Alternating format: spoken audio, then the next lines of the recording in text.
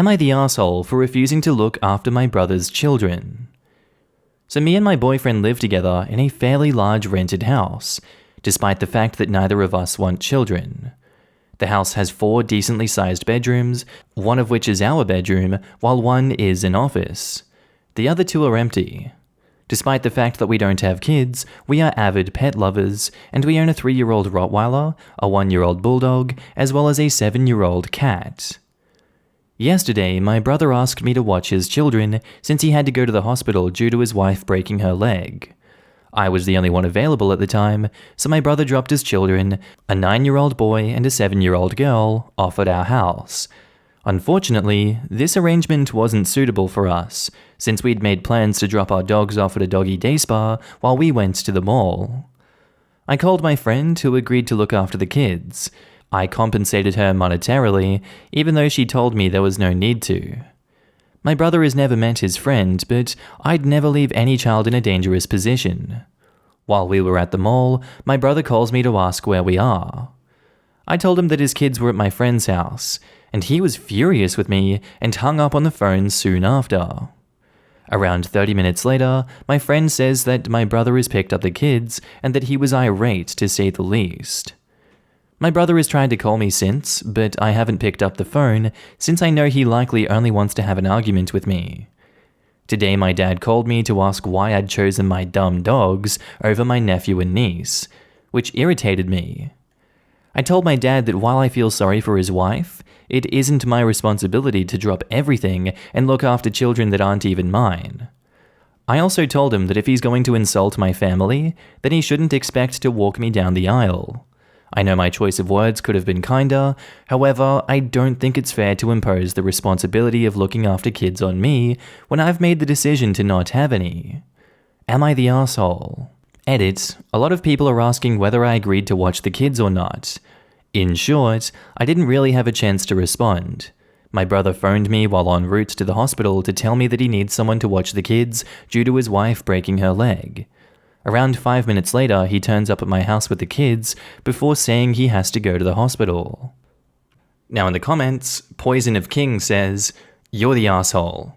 Sorry your sister-in-law didn't plan her leg break around your schedule. I don't like kids. I don't like watching kids. But if I was the only person available to watch them because of a medical emergency, you bet your bippity I would. And pawning your brother's kids off to someone he's never met before? Big no.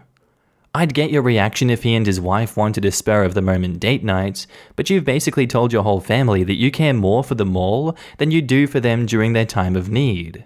Nice. This, you're the asshole. Don't leave your children that aren't yours with someone who the parent doesn't even know. You accepted responsibility for these children and then acted in a most irresponsible manner. Somehow, I think you, your boyfriend, and your doggies would have survived not going to the mall and doggy spa. Can you imagine how scary and confusing it was for the children? First being rushed to your house because their mother was hurt, and then having you dump them with a stranger. If I was your brother, I would be going no contact with you permanently. You're the asshole. I live a child-free, pet-full lifestyle, and I'm disgusted with what you did. This is a medical emergency, not a casual night out, and then to drop your brother's kids off with someone they don't know can be outright dangerous.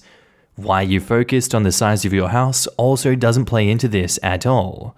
He wasn't asking you to take them in, just watch them for a few hours.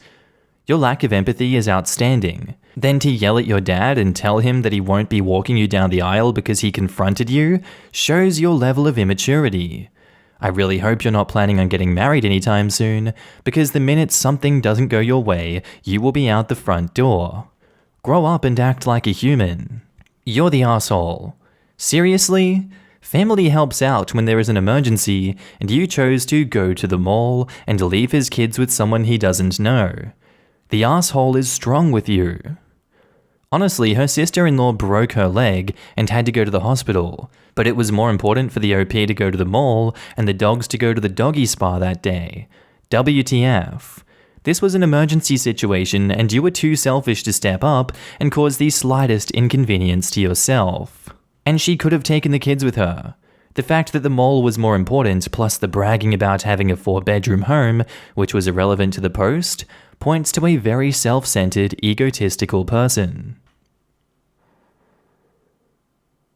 Our next post is by user Rigby30, titled, "Am I the asshole for getting upset with my wife because she doesn't like that our daughter looks like my mother?" So my wife Adele, 29 female, and I, 30 male, welcomed our first child Ava 2 years ago.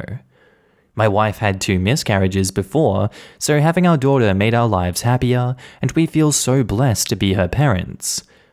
My wife is such a wonderful mother. She's become more radiant after she gave birth. Now that Ava's a toddler, her features are more obvious. She looks just like my mum. She's curly black hair, olive skin tone, brown eyes, and she's even got my mother's bulbous nose. One night while Adele was combing Ava's hair, she made a comment on how she wished Ava to have wavy blonde hair like her. My wife has beautiful blonde hair, deep blue eyes, and a straight nose. I fell in love with her the first time I met her. And I said, "What's wrong with Ava's hair? It looks beautiful to me." She then said that it looks okay, but she's a little disappointed that her daughter looks nothing like her. I asked her what exactly she's talking about.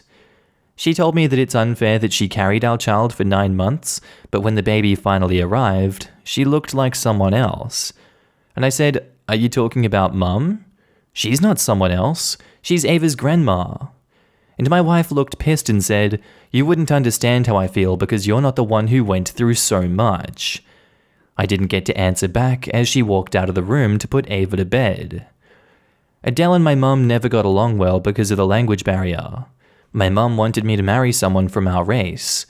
My wife tried to get her approval, but my mum just didn't give her a chance. Since that night, my wife has been acting cold towards me. I feel like she's being unreasonable for getting all stressed about our daughter's physical appearance. Am I the asshole?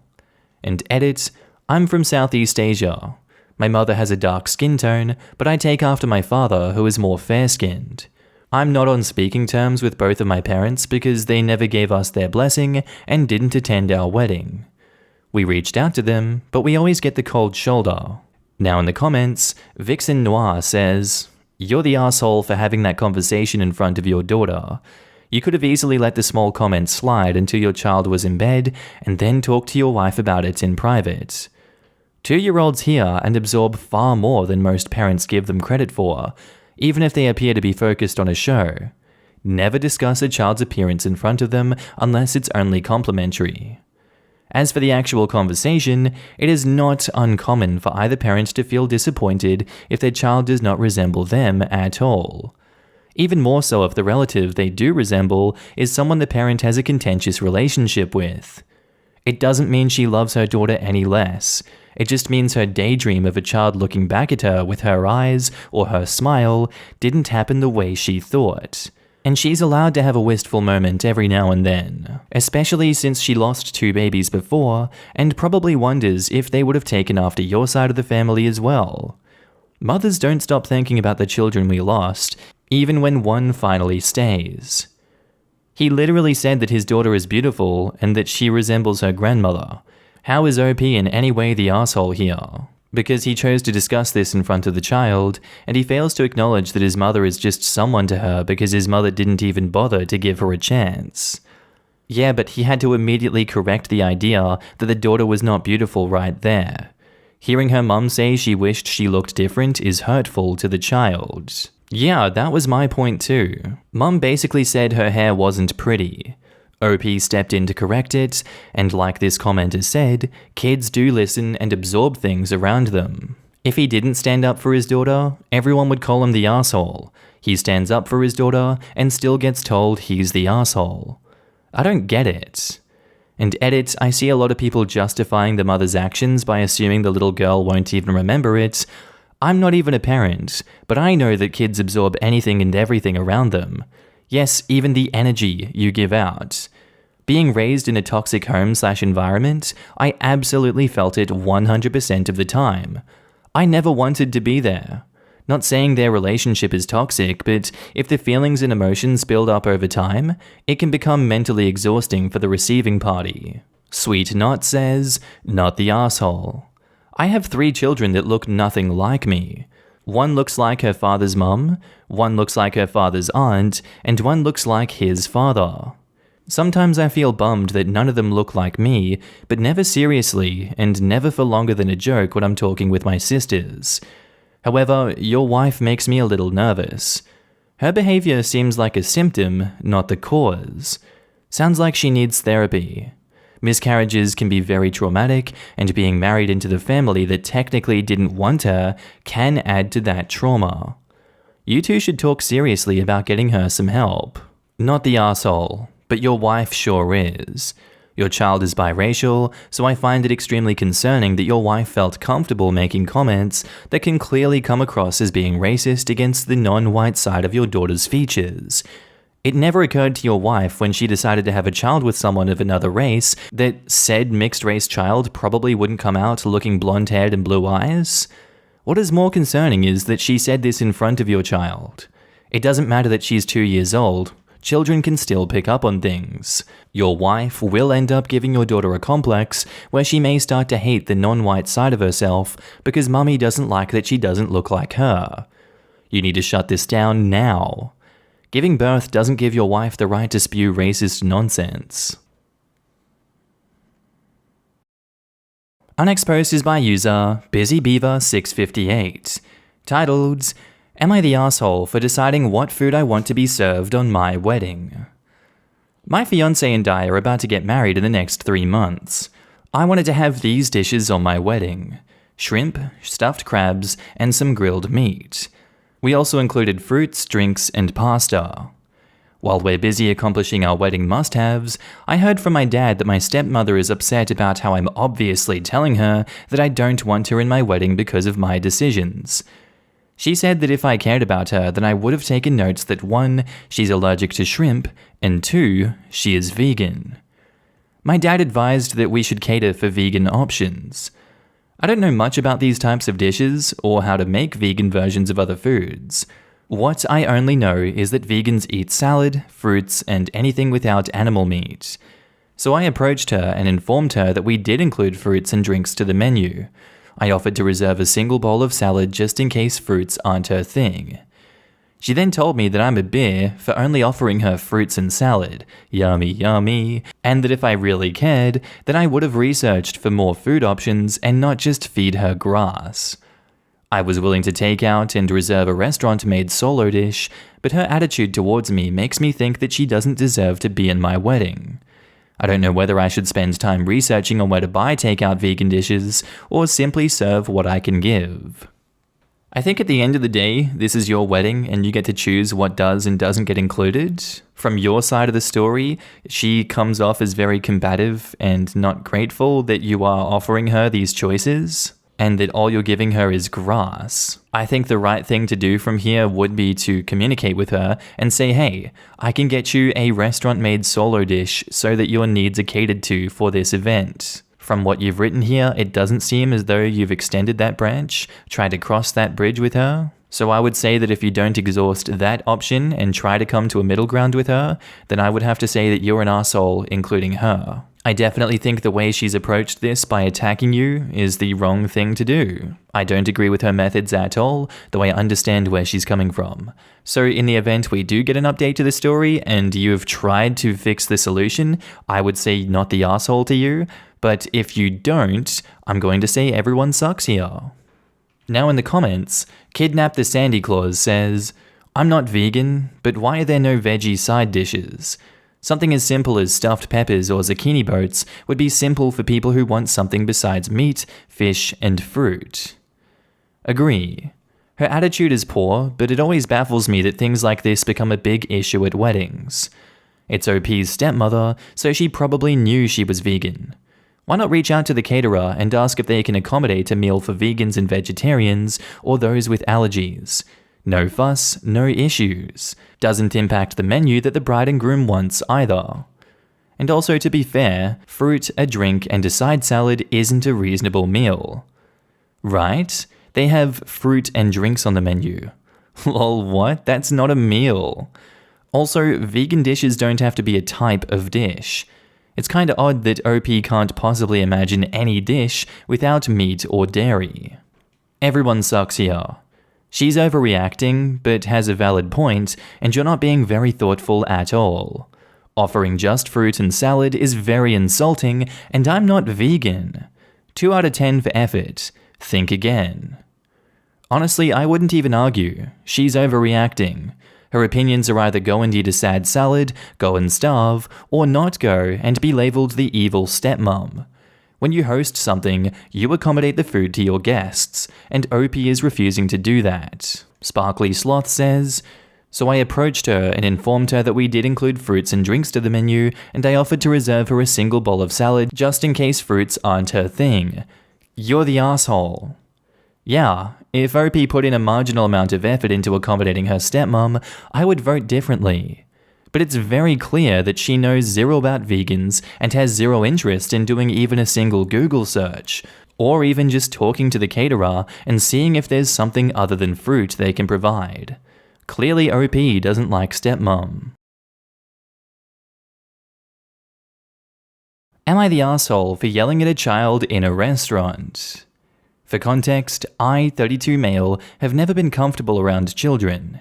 As long as they leave me alone, I can be in the same area as them for a while, but I do not want to interact with them much. I have some younger nieces and nephews, and have gotten used to them because they're family, but I still don't care to be around them for extended periods of time. The past week, I was out with a couple of my friends at a sit-down restaurant. Shortly after we were seated, a family with a young boy, probably about 5, was seated at the table next to us. I was dismayed, but I decided I was not going to show my frustration. However, the boy was very noisy from almost the moment he sat down, and his parents did not seem like they were trying to keep him quiet. As the evening went on, I got more and more angry at this disruption of what should have been a pleasant evening with friends. Eventually, the boy started getting out of his chair and running around his table.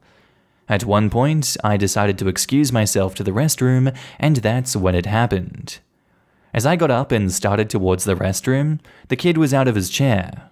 I was walking past the table, and he, not paying attention, ran out and bumped into my leg.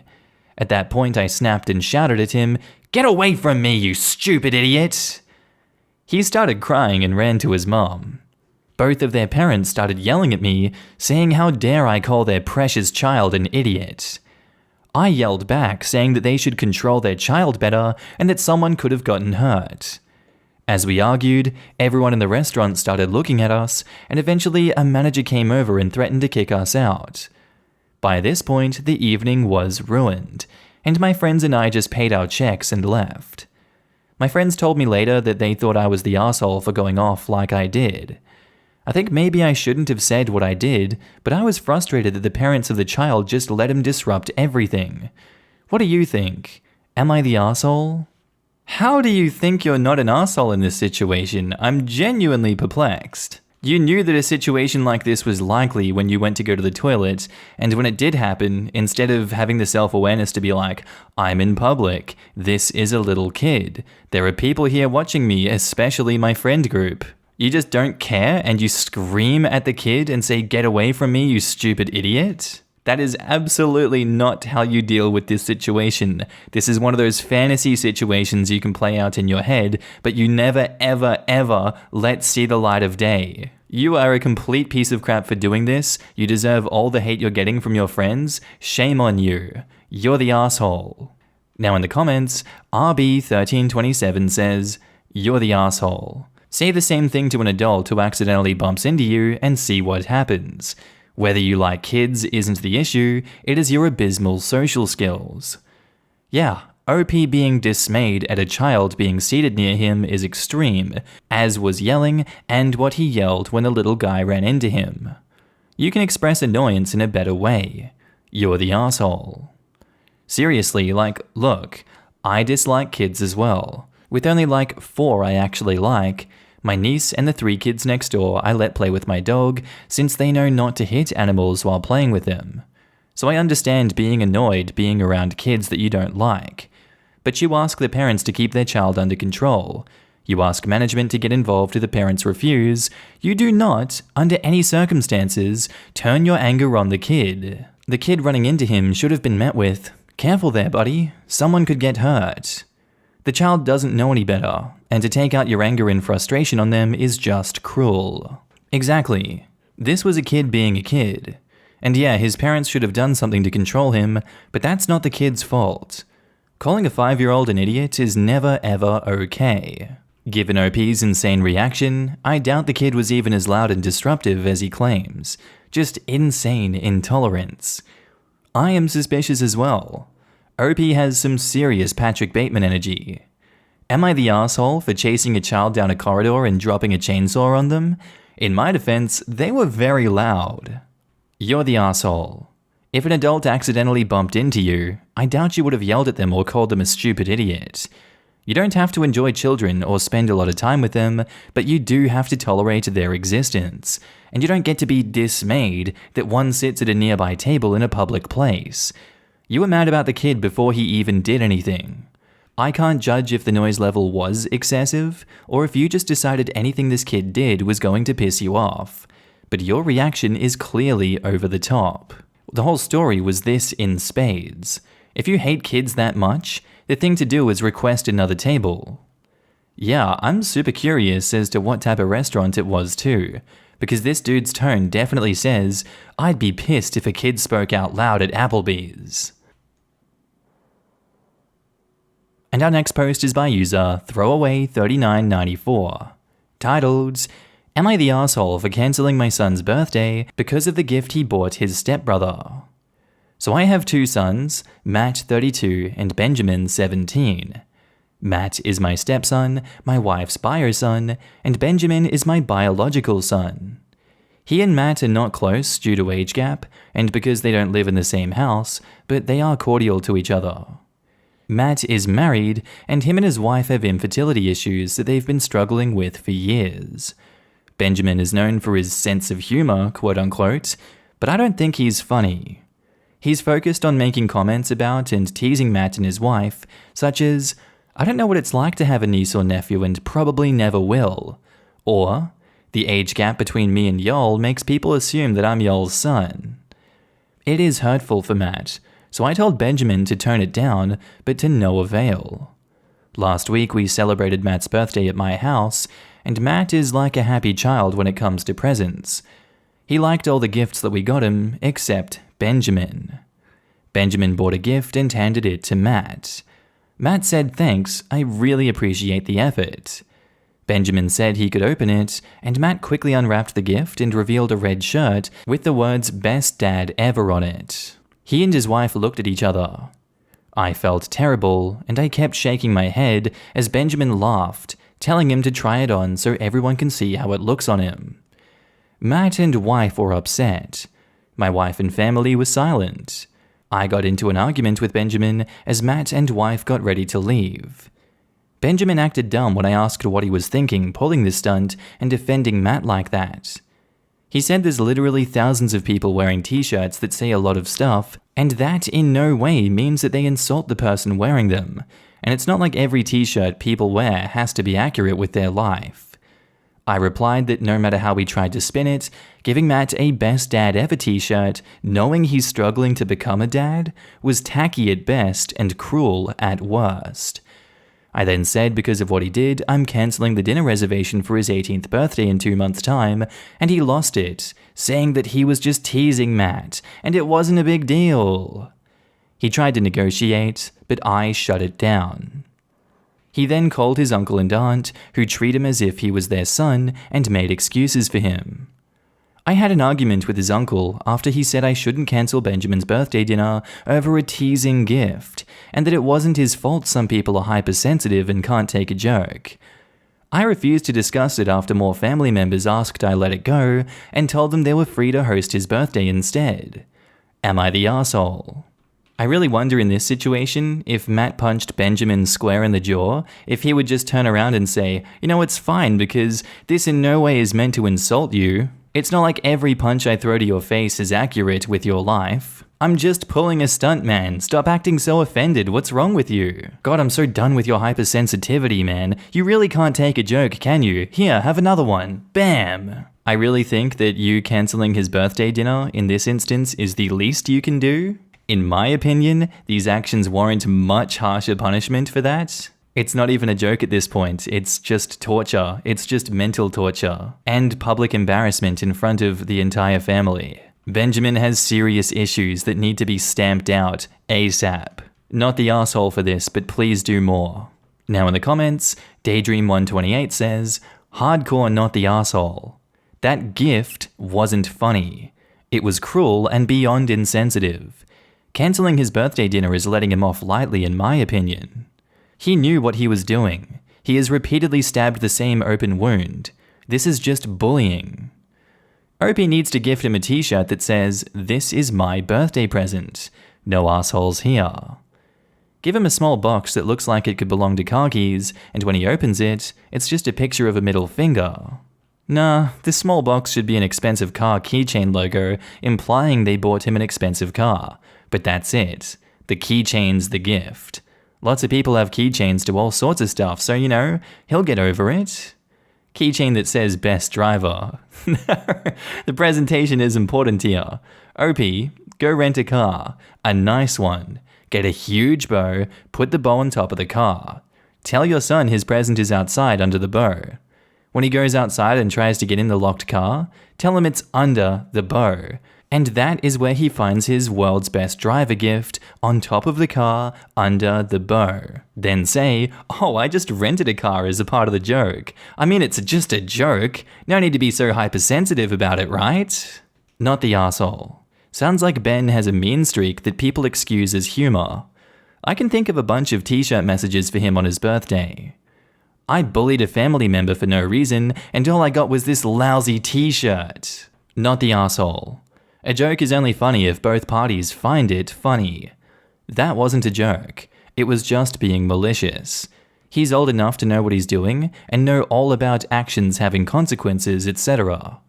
It's a cliche, but he's played the stupid game and won the stupid prize. Our next post is by user Significant Sale 8741 titled, "Am I the arsehole for drinking a single Busch Light every day with lunch?" So I started a new job last month. At my previous employer, they were very lax and laid back.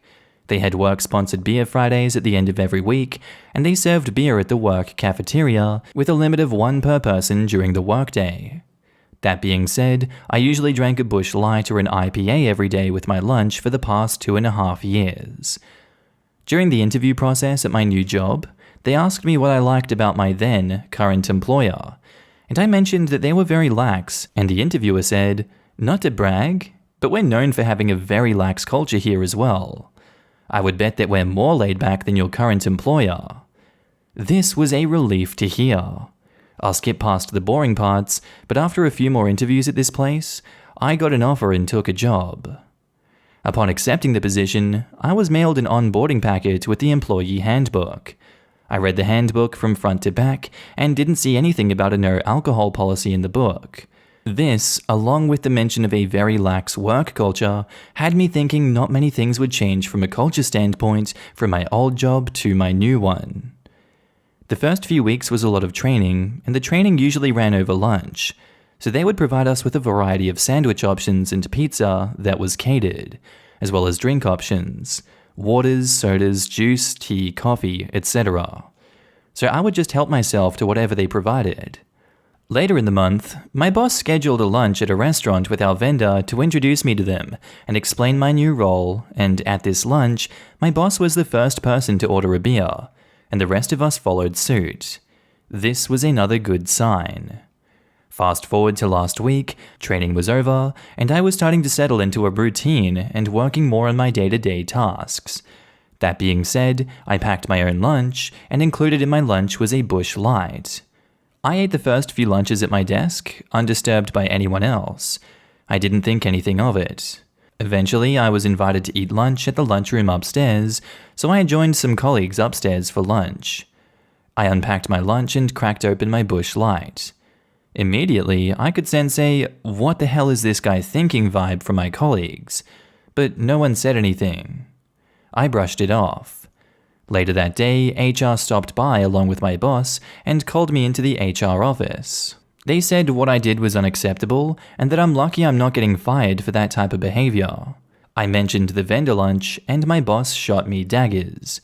We ended the meeting with an agreement that I would refrain from drinking alcohol on the job again. The next day, my boss chewed me out for throwing him under the bus and asked me what the hell I was thinking. I don't get the big deal. No grown adult gets drunk or even buzzed off one single beer with lunch. I was following his lead and thought it was acceptable. So much for lax.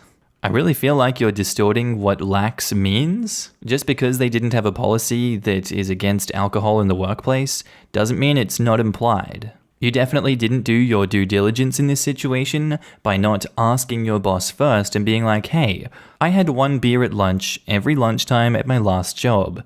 Is that cool here? And with that conversation, you would have been told absolutely not, and you would have had your answer, and this never would have happened in the first place. This is entirely on you. You're the asshole. Now in the comments, Juicy Dog says, you're the asshole. I've never heard of a workplace that permits drinking in the middle of the day. A business lunch is different. Lax is one thing, irresponsible is another. You should have asked what they meant by lax. I work at an extremely lax company. We have a very well-stocked fridge full of beers, and we will often use any sort of afternoon celebrations as an excuse to have one, as well as every Friday afternoon. But it's something that's always done in a group. Just drinking alone at lunch would be weird, and despite our extremely laid-back atmosphere, I've never seen anybody do that. Exactly this. If it's done in a group, that's one thing. If you're the only one, then that is weird, and the HR treatment is definitely the right way to go. I agree. The group setting is key. OP, you had to have been aware that drinking, even one beer, alone at lunchtime is absolutely not a normal practice that really any company follows, at least in America as far as I know. This is something that you absolutely should have asked about first. If you're ever unsure about something work-related, especially something that could get you fired, you really should ask first.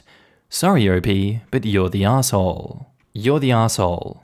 A lax workplace doesn't mean feel free to drink on the job. Surely the fact they didn't serve alcohol with lunch whilst you were training should have been enough of a clue. And you're the asshole. Are you serious? If you happen to work somewhere that they encouraged drinking during work hours, you should know they were in the minority. Was that the only job you've ever had? A lax work culture does not mean anything goes. It should be common sense that the majority of professional work environments do not want you cracking open a beer in the lunchroom. And our next post is by user SirComfortable6797, titled, Am I the asshole for reducing pizza sizes due to inflation? So my nephew said I should post here and that you folks could help set me straight. I own a pizza joint in a Midwestern city. I don't give out personal details online, so that's as much as I'll say. Before everyone went crazy about the pandemic, my store sold a 16-inch square pie, special grandma style. Now with the economy in shambles and everyone still freaking out about the pandemic, inflation is through the roof, and I have to either raise prices or cut back on sizes to keep my business going. That means I've had to modify the 16-inch square pizza recipe to a 16 by 10 rectangle. It's a 30% savings that just offsets my losses from inflation. Well, now my business is being harassed by people angry about the inflation, but they're taking it out on me, not the politicians responsible. I've had people order the 16 by 10 square and then charge me back through Grubhub, DoorDash, and all other leech delivery services, claiming I lied about the pizza because it's not literally a square. I try to explain to these mopes that square is just a style and doesn't have to be literally a square from math class, but I get charged back every damn time. Am I the asshole here? My nephew says that I should think about it and ask you folks, and you would set me right. So have at it. Am I the asshole for doing what's necessary to save my business? Now in the comments, Quirky Syrup 55947 says, You're the asshole. Just up your prices. It's not going to shock anyone. It is the new reality. Then offer your discounted rectangle as an alternate. Us Midwesterners are a simple but pragmatic bunch. Own it and we will accept it. Hide it and we will protest with our mouths and our wallets. Oh, and don't try to hide it under a bunch of verbal technicalities on the definition of a square. We also don't stand for bullcrap. Bait and switch is infuriating. As a fellow Midwesterner, I agree with this. The price has gone up on everything. We know. We also know that a square is a parallelogram with 4 equal sides. Don't try to bullcrap your customers. They won't be customers again. Yes, OP, you're the arsehole. You're the arsehole. A square is also a rectangle, but a rectangle is not also a square. The fact that you originally sold a legit square pie and you're still calling the smaller rectangular pie square, that is not good marketing. And I just saw your comment that the website photos still show the 16 by 16 inch square pizza. So now you're definitely an arsehole and a fraud. He answered in another comment that he still uses the photo from the 16 by 16 pizza because he doesn't want to mess with it. You're the arsehole and not very marketing savvy. If you want to reduce the size of the square pie, you reduce the perimeter in proportion. A square is, by definition, a 4-sided shape with equal side lengths. Am I the arsehole for freaking out at my mum after finding out who my biological father is? For my whole life, I never knew who my biological father was. My mum and family have always been super secretive about it. Recently, my mum decided to tell me as I just turned 16, and she felt I was old enough to know now after I asked her. She sat me down in the living room and told me that my bio dad was her ex-stepfather, aka my grandmother's ex-husband. I felt extremely disgusted and disappointed at my mum and said to her, "No wonder Grandma hates being around you. You couldn't keep your legs closed long enough to keep away from Grandma's husband. And I am completely disgusted with you. I don't even know if I can look at you the same way." I said a lot of other stuff too. I wasn't really kind with my words. My mum cried and said, "I'm really sorry. My actions ended up hurting a lot of people. It's something I live with every day. Just know that my actions don't define you." I told my mum to save her words and I went to my room. I never thought in a million years that this would be the outcome. I feel grossed out and a little disgusted with myself. Everything honestly started making sense though.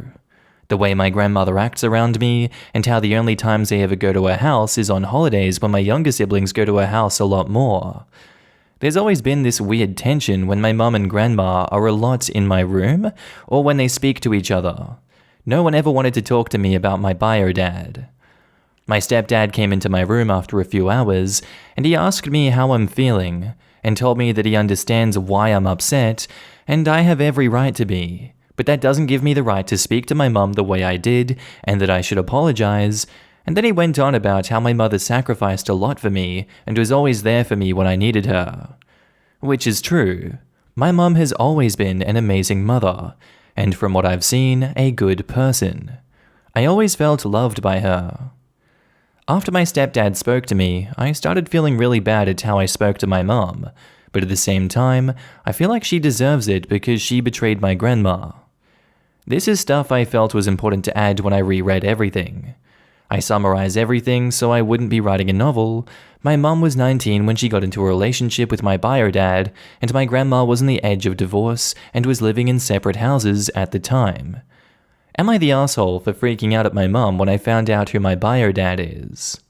I think you're looking at this situation the wrong way. I think she was 19 years old and got taken advantage of by a much older man. It seems like this is very predatory behavior. I'm going to guess that this man was in her life for quite a long time. That doesn't seem like quite a situation for you to start yelling at her and saying all these obscene things that would really upset your mother and shaming her like that. Like, you don't know the full story here. She felt that you were ready to know this information at 16 and she felt like you could handle it, and obviously she was wrong and you couldn't handle that information. You did the exact opposite of what you should have done. Shame on you for that. You're definitely the arsehole. Now in the comments, Consistent Leopard 71 says, "You're the arsehole." Your mother was 19 years old, all of 3 years older than you are now, when a grown man, her own stepfather, took advantage of her and got her pregnant. Think about that for a minute. Instead of realizing the amazing breach of trust and power imbalance involved in that particular relationship, and that your step-grandfather was a predator, you shamed your own mother and decided that she, at 19 years old, bears all of the responsibility here. I realize that you're only 16, but you have absolutely no empathy for the woman who you claim has always been a good and loving mother to you. Get some therapy to help you process your feelings. And OP, apologize to your mother immediately for your deeply unfortunate gut reaction. A good reminder that to a 16-year-old, a 19-year-old seems like a real adult, and to a real adult, there's almost no differences between the two. Both seem like clueless kids to someone in their 30s. I think Mum has been punished enough for that period in her life. She doesn't need to hear everything she's likely already thought about herself from the mouth of her own teenaged daughter. Think about it this way. What would have to happen for you to sleep with your stepdad? Emotional manipulation, grooming, abuse, coercion, gaslighting, shaming her, maybe all the way to assault. Imagine the amount of those things that would have to happen to you to do what your mum did and realize that she is the victim and that you and her mum have failed her. You basically victim shamed. You're the asshole. You can feel like your world is rocked and you're entitled to feel lied to, but where you obviously lacked empathy is to blame only your mother for this situation. The blame lies with your grandmother and ex-husband, and now a little lies with you for victim shaming. Our next post is by user Throwaway, titled, "Am I the asshole for telling a woman to get over something that happened 10 years ago?" So I'm 19 male. When I was around 9, I went to a summer camp where there was a counselor I really didn't have an opinion on. I remembered she was really strict, but the only really annoying thing she did was poke me in the ribs when I was refusing to get in line. I said, "Don't poke me." But she did it again a few hours later when I wasn't getting in line. I just said the same thing, and she then said, "Then get in line." And that was it. I didn't even remember this until today. When I got a message on Instagram, it said, "Hey, maybe you don't remember me, but I was your camp counselor about 10 years ago. I remember one time I poked you and you asked me not to, and I did it again anyway, and I just wanted to apologize. I know that a single apology can't undo the lifelong damage that I did to you or your sense of boundaries, but I want you to know that I take full responsibility for it." At first I thought it was a joke, but then I looked at her profile, and it was certainly something. She apparently has a lot of mental health issues, but after realizing it wasn't a joke, I was kinda weirded out. I messaged her back saying, "I'm sorry, but why are you still thinking about something like this after 10 years? I didn't even remember until you sent this message, and it's weird that you were thinking so much about it that you looked up my name and reached out like this. It was 10 years ago, and it seriously wasn't a big deal. You need to get over it." A few minutes later, I got a 3-paragraph message from her saying that it was extremely rude of me to tell someone to just get over something, and that I don't get to decide what is and isn't a big deal. Basically, she went from being overly apologetic to dragging me for telling her to get over it. I blocked her, but I can't stop thinking about this. On the one hand, this is something that she should have to let go way before now. On the other, I feel like I was a bit direct with this obviously mentally unwell woman. Am I the asshole? Now in the comments, the Riker maneuver says, "Everyone sucks here. Let me give you a piece of advice that will serve you well in your life. You are not required to respond to every message and email that you get. Sure, this is really weird. And once you went to this person's profile and saw that clearly something is off, you should have come to the conclusion that ignoring this message was the best course of action. But you didn't. Instead, you responded and invited crazy into your life, and now this crazy person might fixate on you and continue to contact you and harass you. Never invite drama into your life. If you don't want to engage with someone, don't." I feel like 90% of people's problems via online communication could be solved by this. It's literally so much easier just to block and delete than engage with people who are obviously not worth your time or mental energy. You're the asshole. You just as easily could have typed a single sentence, "Thank you for the apology. I never dwelled on it, but I appreciate the thought. Look, the conversation is over, and I wasn't an asshole." Seriously, there are thousands of posts on here about how apologies are never sincere enough. This counselor obviously felt terrible about what she did, for whatever reason. I'm not going to judge her mental health based on OP's statements, and reached out to apologize. It would have been the easiest thing in the world to say, "Thanks for thinking of me. It didn't in fact damage me, but it was really nice of you to reach out. Take care. You are the asshole. And you're the asshole. It may not be a big deal to you, but obviously to her, it was. You don't know the backstory. Maybe she's in some sort of therapy or a 12-step program that requires her to make amends. Or it's just something that stuck with her and she felt bad about it. It would have cost you nothing to say, "Oh, no apology necessary. I don't hold this against you." Just be more empathetic. Our next post is titled, "Am I the asshole for not letting my parents into my son's life after they secretly tested his DNA?" I met my wife Sonia at a restaurant where she worked as a waitress. It took me a while to finally be her boyfriend. I introduced her to my parents, and they voiced out their disapproval after meeting her. My parents think that Sonia is only using me to achieve her American dream. I told them that's racist, and I'm very offended by their assumption. After my wife accepted my marriage proposal, we asked for both our families' blessings. Her parents were happy for us, but my parents were gutted and refused to give their blessing. Because of this, we decided to elope and only invited my brother and Sonia's best friends to be our witnesses. Long story short, now that we're 2 years married, and after we welcomed our first child, my parents started to reach out to us. My kind-hearted wife didn't think twice to welcome my parents into our lives, and she let them meet our baby 2 days after being discharged from the hospital. My parents visit us regularly, and one day while Dad and Mum are playing with Gareth, Mum said something along the lines of, "Aren't you the cutest baby ever? I'm so glad to confirm you are indeed my grandson." She didn't know I was around because she looked startled when I said, "What is that supposed to mean?" Mum tried to change the subject, but I insisted that she tell me what she's talking about. Mum sat me down and apologized first before telling me that they had Gareth's DNA tested to make sure that he's mine. I was speechless for a moment, and before I blew up from anger, I told my dad to give me my son and that they better leave before I lose whatever respect I had left for them. My mum was very apologetic and said it's because they don't trust my wife and that our son looks nothing like me. I didn't argue anymore, and I told them to get out of my house. My wife was in the kitchen preparing for lunch, and I told her my parents had an emergency, and that's why they left without saying a word. I didn't tell my wife about the whole DNA test thing until after 2 weeks when she asked why my mum and dad didn't visit anymore.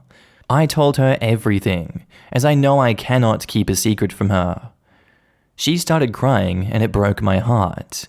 I know how much she tried to win my parents' approval, and what I told her was like a slap across the face. That night, she told me that she can no longer let my parents into our child's life, and I agreed with her. When Mum called to ask when they can visit again, I told them they're no longer welcome in our son's life. Mum called my dad, and I told him the same thing. He was livid. He called me ungrateful and cruel. He also said a few choice words about my wife, which angered me more. I didn't even hear the rest because I just hung up. Did I overreact? Am I the asshole? Look, to be honest, I don't think you overreacted in this situation. I think your reaction to their actions is more than understandable. You're standing up for yourself, your child, and your wife. That what they've done to you is absolutely disrespectful and never something that should be condoned. It is absolutely not normal to order a DNA test to prove that your grandchild is in fact yours because you don't trust the wife, and then continue to have choice words about said wife, then say that you're ungrateful and cruel. That is just textbook projection. They are the ones that are ungrateful. They are the ones that are cruel. They don't deserve your sympathy. They don't deserve time with their grandson. These two have done nothing to earn your trust or respect. All they've shown is that they can't be trusted and they will continue to do the wrong thing in your life. You don't need that. You're not the asshole for cutting them off. Now in the comments, DW Wishmaster says, not the asshole. And to all of you saying that you should not deprive your child of a relationship with his grandparents, they are openly racist towards his wife / the mother of this child. They will make remarks about that, they will make him feel bad about his heritage, and they will talk badly about his mother even when he is there. Don't let them into your life, and stay your ground. This so much. A relationship with loving, decent grandparents can benefit a child. A relationship with toxic, racist grandparents can harm a child. Part of parenting is protecting your child from harmful people, even if there's a familial and genetic connection. Agreed. Until OP's parents see the error of their racist, boundary-crossing ways, educate themselves, and apologize to OP and wife, they are not going to be able to be loving grandparents to this child, even if they're present in the child's life. It is possible for people to learn and do better on these issues. Grandchildren can be a powerful motivation for seeing racism for what it is and letting go of it. People can change, but it can take years. I don't think I could ever trust someone again who would go as far as doing a secret DNA test. Not the asshole. Your parents are racist and your son is better off without them. Exactly. OP, how could you possibly be the asshole in this situation? Your parents didn't believe your child was yours because they are racist and don't like your wife. You don't need people like that in your life. Not the asshole. Assholes have a unique way of manipulating and guilting their victims into thinking that they are in the wrong, and since they're his parents, they've probably been doing it for some time. I can see how OP might need some objective validation here. And our next post is titled, Am I the asshole for skipping my mum's wedding because they didn't let me go on a trip? So I live with my flatmate quite far away from my parents and brother, so I just visit them for special occasions. It was my brother's birthday, now 17 male, 2 weeks ago, and they were going on a small trip. I'd given them money to pitch in on an Airbnb, as well as pitched in on my brother's gift, and I'd rearranged my schedule to be able to go on the trip. All of that only for my brother to tell me that he doesn't want me to come. He's upset about some misandrist posts that I've made or things I've said. Obviously I was upset, and my parents, my mum and stepdad, but I consider him my dad, said it was his birthday trip and I shouldn't be there if I'm going to upset. They said they would just pay me back. Yesterday was my mum's wedding and I didn't go. She was really sad and very upset with me. I didn't go because I think it was wrong for my mum and stepdad to defend my brother and blame me, especially after I spent my money and completely rearranged my schedule, cancelling on friends and obligations. Am I the asshole? OP, I think that these are two completely separate things. Your brother had a reason to not want you there because you cause upset for controversial posts that you've made. He chose not to allow you to his birthday party because of that, and it was reasonable that your parents supported him on that. It is unreasonable for you to then turn around and not go to this wedding in retaliation for that. This is very childish behavior, and if this is the hill you want to die on, then so be it. But your mother did nothing wrong to you in this situation. You're just being an asshole. So my judgment is you're the asshole. Now in the comments, Belang Loser User says, It smells like you conveniently left some important information out. What did you say to your brother that made him upset? You're the asshole. Why do you take your anger out on your mother when you have beef with your brother? Why do you even go so far to do that over some teenage birthday trip? Yeah, I'm going with you're the asshole until OP explains what they said to their brother to upset him. When information like that is deliberately left out, it is usually for a reason. In my opinion, it's you're the asshole either way. It wasn't the mum's birthday, it was their brother's. Mum shouldn't not have much say over who their nearly adult child wants to go with for their birthday. Maybe their parents could pay OP back, but it sounds to me like OP gave them money willingly without being asked, so they aren't obligated to by any means. OP is taking this out on the wrong person entirely, as their parents have absolutely nothing to do with what's going on between them and their brother. You're the asshole. Your brother didn't want you on his birthday trip, so in protest you don't go to your mum's wedding. What the F kind of logic is that? Wow, and to think none of you took into consideration that the brother and the other members of the family could have said that you were not welcome at any time, but instead waited until after OP had already paid for the trip and rescheduled their life. So honestly, it seems more like the family has always been undermining OP, and when what they want didn't happen, it made them upset like narcissists. Obviously, there isn't enough info here, but honestly, it seems like the mum got what she deserved. Don't choose to side with your kids if you don't want fallout. Look, to be fair, we don't know what kind of posts OP made, what was said, and why it upset the brother. OP's brother may be completely justified to ask OP not to come because it would have made him feel deeply uncomfortable. I have a family member that I love who has recently started ranting online about a certain topic. His rants also trickle into in-person interactions, and I do not wish to interact with him right now. He is exhausting at the moment, so I understand how you sometimes just need a break from family members if they have very loud and strong opinions that they voice constantly, especially if those are offensive in nature. And OP, would you think your parents were assholes if they stopped someone you didn't want around coming to your birthday? I can understand it upsetting you, but refusing to go to your parents' wedding because of it, that's a once-in-a-lifetime affair for a couple, and I don't see what you've achieved here other than deeply hurting your parents, and they were only upholding your brother's wishes. It would be an asshole move if you missed your brother's wedding over this, but at least your petty spite would have been aimed at the person who caused your wound to begin with. You're the asshole. Yup, this. OP took out their frustration on the wrong party. I can only imagine that they felt that punishing the parents would result in the parents putting pressure on the brother to make a different decision next time. It would be interesting to see the introductory Am I the Arsehole situation, which would be OP sharing their misandrous posts that caused the brother to uninvite them in the first place. That would provide some clarity on whether the parents were actually being assholes and skipping their wedding was appropriate. But given the info we have, it's pretty clear you're the asshole for OP.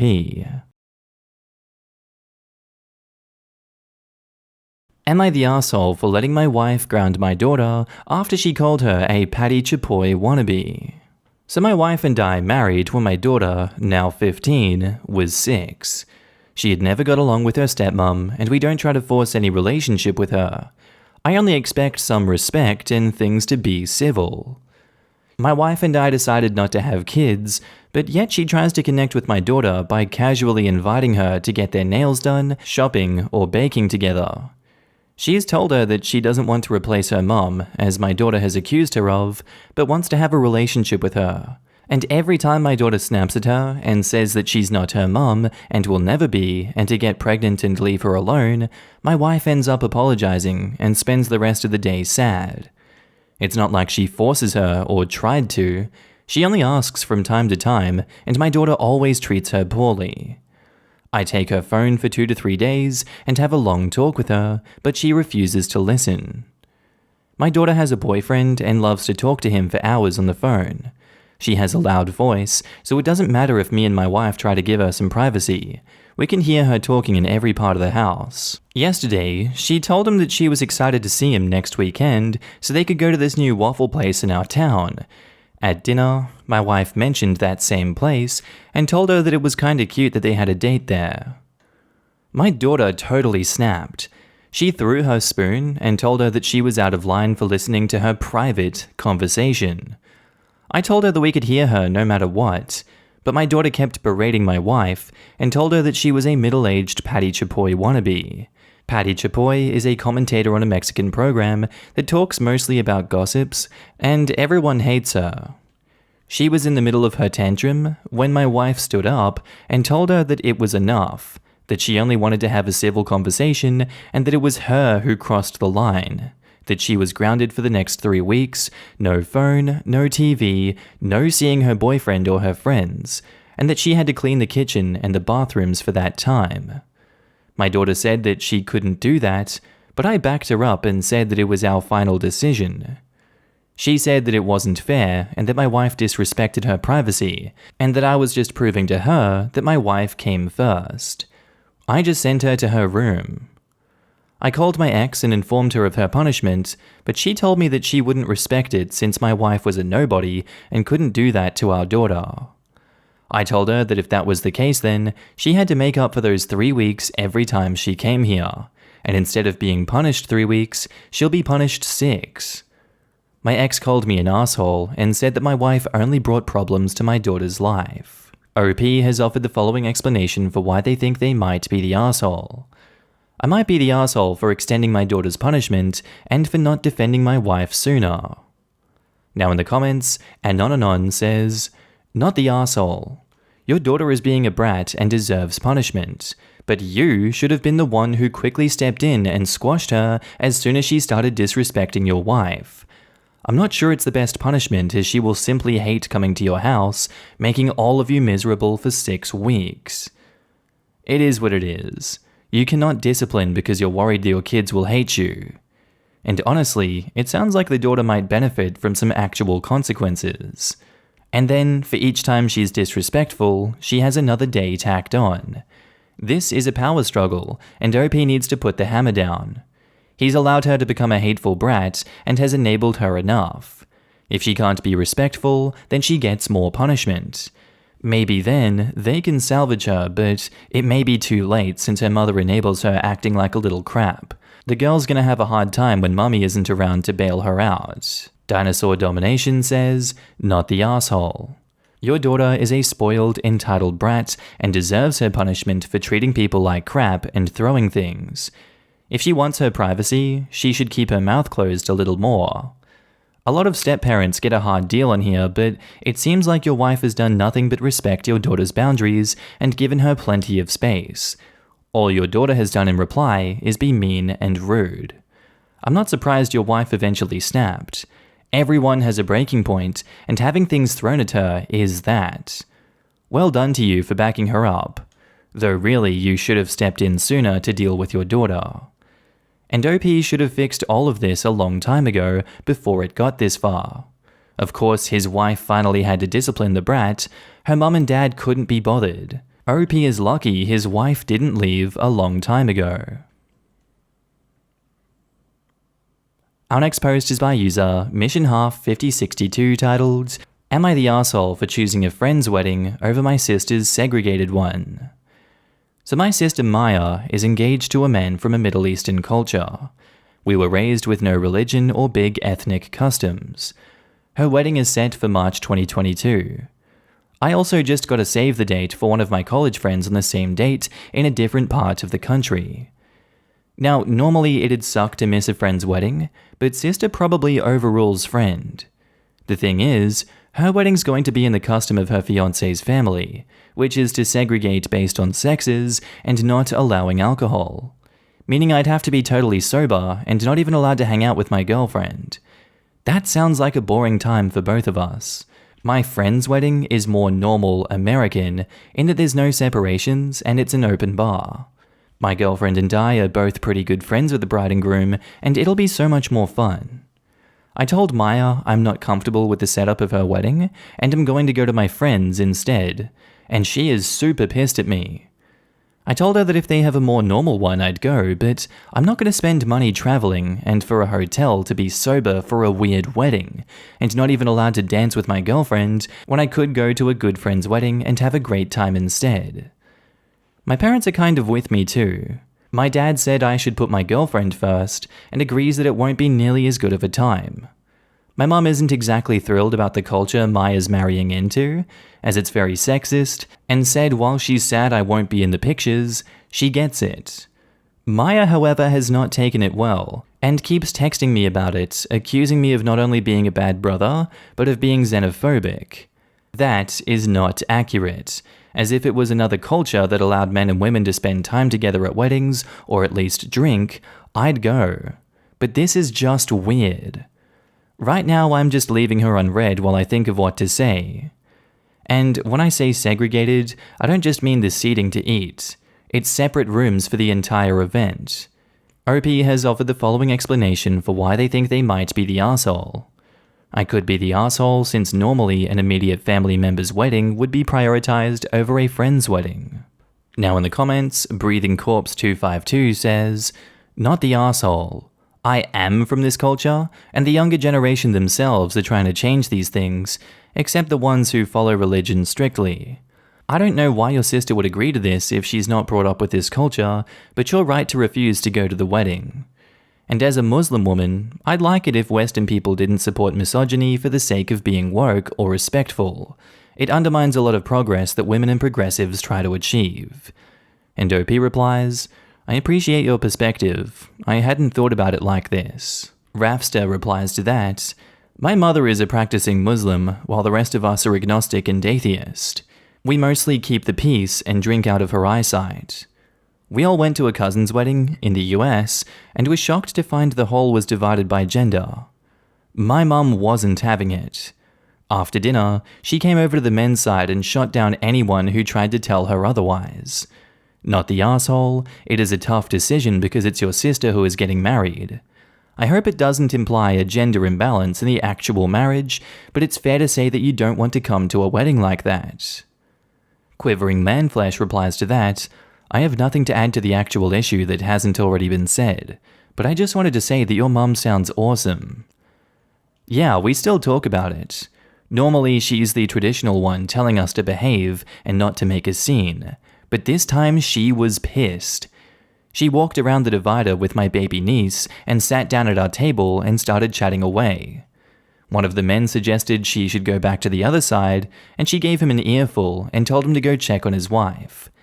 After that, people started mingling more freely, and the mullah had made a discreet exit. Not the arsehole. It's okay not to feel comfortable with some cultural traditions, and shouldn't be expected to have to submit to something that makes you extremely uncomfortable. And not the arsehole. You don't have to partake in customs and rituals that make you uncomfortable. Sex segregation is frickin' weird, and it's generally transphobic and erases the existence of non-binary people. You're the arsehole. Not wanting to go is one thing, but I don't know why you're surprised that I care more about being able to get drunk than showing up for my sister isn't going over well. Let alone, your fiancé's traditions are different from mine, and that makes them weird and wrong. You can't even really pretend that you're taking a principled stance against the sex segregation when apparently you'll still be willing to think about it if at least there was booze. And OP replies, "To be honest, it really is both things. While one thing just sucks, the other also sucks and feels messed up and straight up backwards to me. I wasn't trying to rank the two reasons." Our next post is by user SomePollock4529. Titled, "Am I the asshole for telling another mum to enjoy her nursing home when she is older?" So my daughter is 4 and recently started attending pre-K. I've made some friends with some of the other parents in her class. With my daughter, I practice gentle parenting. I communicate with her and tell her that her feelings are okay, but her behavior is not. I don't expect obedience from her, but to think about the right choices to make, and although she and mummy aren't equals on authority, we are equal on respect. There is one mum whose son is in my daughter's pre-K class, who we will call RJ. RJ has 4 kids, a 4-year-old and 3 elementary school-aged kids, and has a completely different parenting style than me. She constantly berates them and hands out big consequences for even the smallest of offenses. She brought her other kids to pick her son up, and all of her kids look beaten down and sad. She doesn't even care about it.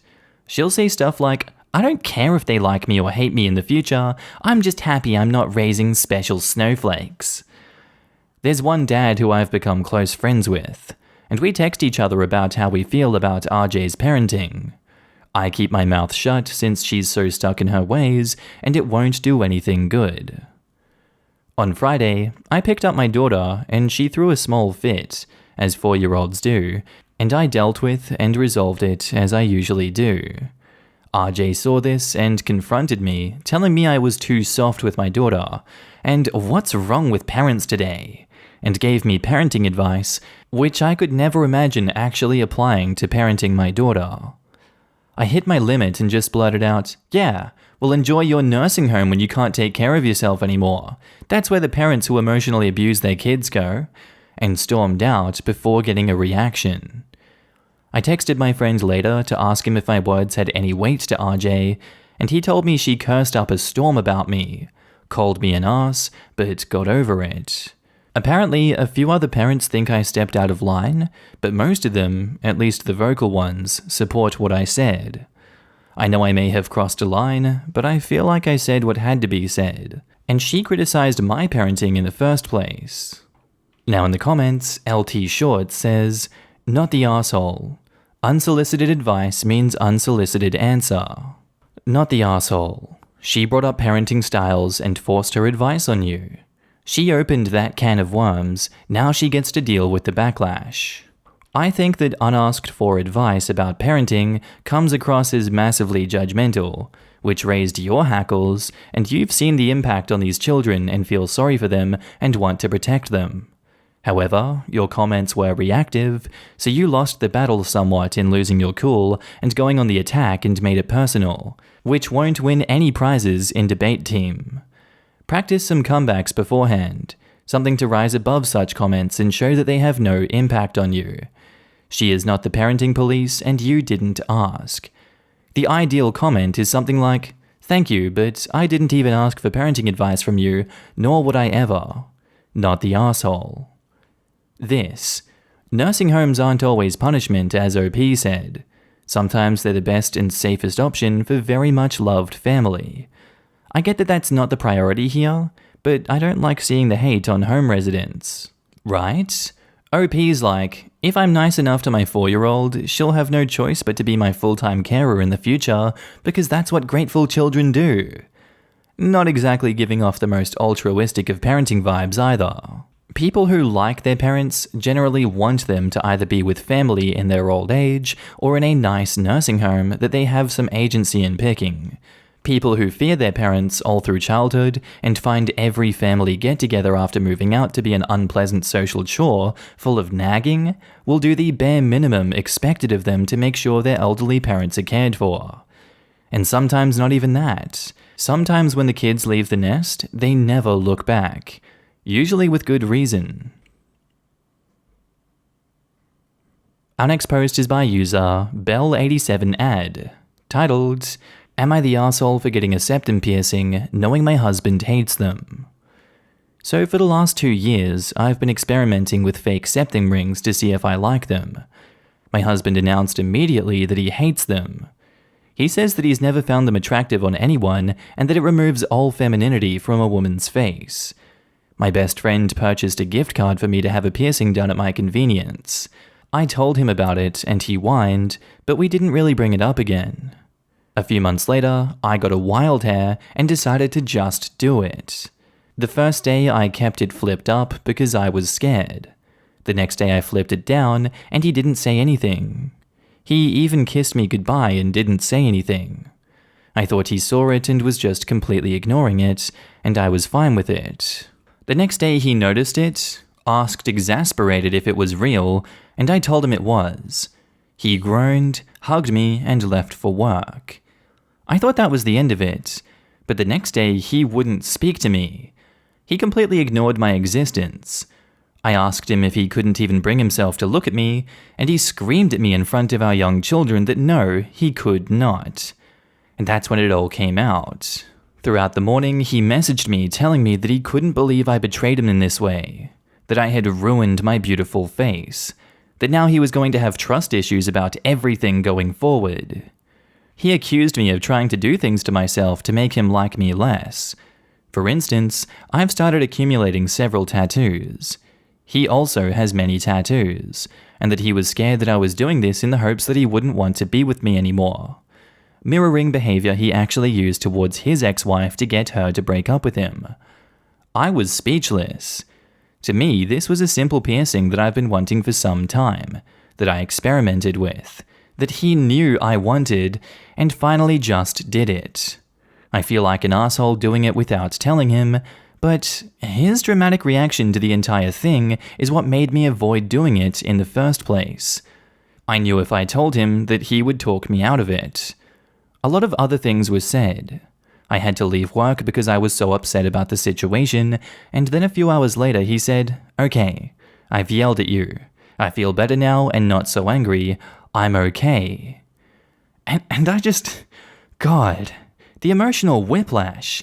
Thinking that my husband of 10 years now thinks I'm hideous. His chosen word suddenly is okay, and he is ready to see me again. What the hell is this? Is this emotional abuse? Am I really that big of an asshole? I appreciate any and all advice. OP has offered the following explanation for why they think they might be the asshole. I think I'm the asshole because I did something to my body knowing full well my husband would hate it. Now in the comments, Hibernative Naptosis says, "Everyone sucks here. Your husband is being emotionally manipulative, and he yelled in front of the children. He is definitely the biggest asshole. However, this is probably going to be an unpopular opinion, but I do think you give up a little bit of bodily autonomy when you marry someone, and that spouses should generally avoid making major changes, if they can help it, without discussing it first and coming to an understanding, if not an agreement. Yes, it's your body, but your spouse is the one that's going to spend the most time looking at it." I agree, and I'm glad it's being said. A person has 100% choice about how they decorate their bodies, but their partner also is entitled to their preferences and what attracts them. You can do what you want to yourself, but you can't force another person to like it or be pleased. In that same vein, your partner is entitled to not like something you do to your body, but they are not entitled to yell at you about it. Quote, "Okay, I've yelled at you. I feel better now and not so angry. I'm okay." Excuse me, what the F? Like, that was my same reaction to reading that. Excuse me? People are really screwed up. Now, while it is your body, your choice, he is under no obligation to find your choices attractive or even support them if he no longer finds you attractive. That said, his somewhat irrational responses and behavior suggest some underlying issues with your marriage and relationship. At the same time, fear of such dramatic responses can also be a form of manipulation to keep you in line by making you more tentative in your choices and less likely to do something due to concerns of how he would react. On your side, your need to assert your independence at the expense of your relationship, knowing he didn't find it attractive, is an interesting choice. How did you think he'd react to a drastic, wholly optional change in your appearance that he's already told you he detests? Your behavior also sounds manipulative and a power play. Purposely making yourself unattractive to your partner and putting your own desires above your relationship isn't a good sign either. How did you think that this would all play out? Did you honestly think that he'd say, "Honey, you look fabulous," after he'd already told you he finds it ugly? Edit to add, everyone sucks here. And our next post is titled, "Am I the Arsehole for asking my wife to not clean so angrily?" This is a recurring issue that happens regularly, and often leads to fights. Last night it happened again. My wife is a bit of a neat freak. Her cleaning standards are definitely higher than mine. I've tried to adapt and clean more often. It's not a problem for me. I don't mind cleaning most of the time.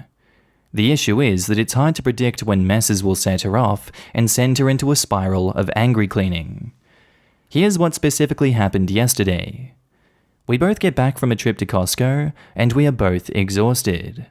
I unload the car and put the perishables away, but leave everything else out to take care of later. Then I go to decompress and play video games before bed.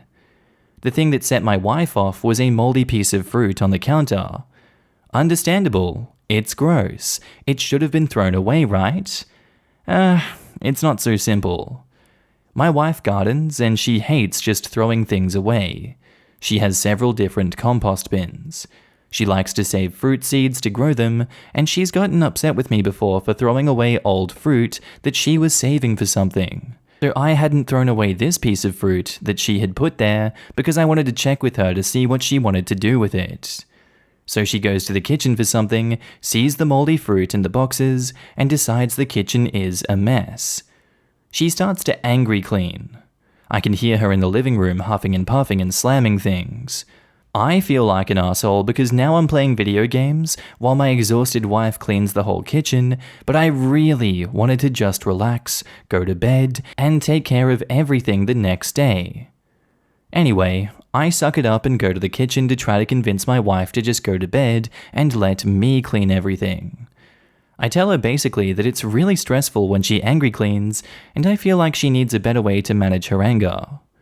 She gets more upset, and we have our standard fight. Am I being the asshole here? I feel like it's reasonable to point out how the way my wife copes with stress and anger doesn't actually ever seem to make her less stressed or angry, and since she radiates anger when she's upset, it is really stressful to be around her.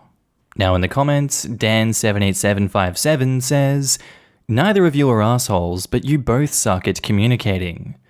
Dude, if you would have just said to your wife, "Hey, I'm gonna put that crap away tomorrow and go unwind before bed," that cool with you? Oh, and about that piece of fruit right there. Or if she would have said, "Hey, can you pause it and come help me finish the kitchen so I too can relax by not having a screwed up kitchen?" Then this crap would not have escalated. But you both screwed up by not just talking to each other. This kind of mundane crap is what leads to divorces. It's either a couple that doesn't talk or doesn't know how to speak respectfully to each other. Just talk more. Check in, keep each other updated on your wants and needs. That is it. The problem is, people usually get to the point of OP's wife when the talking doesn't work. I'm very much on the verge of that with my own husband because I've sat down with him and had conversations about him leaving crap out.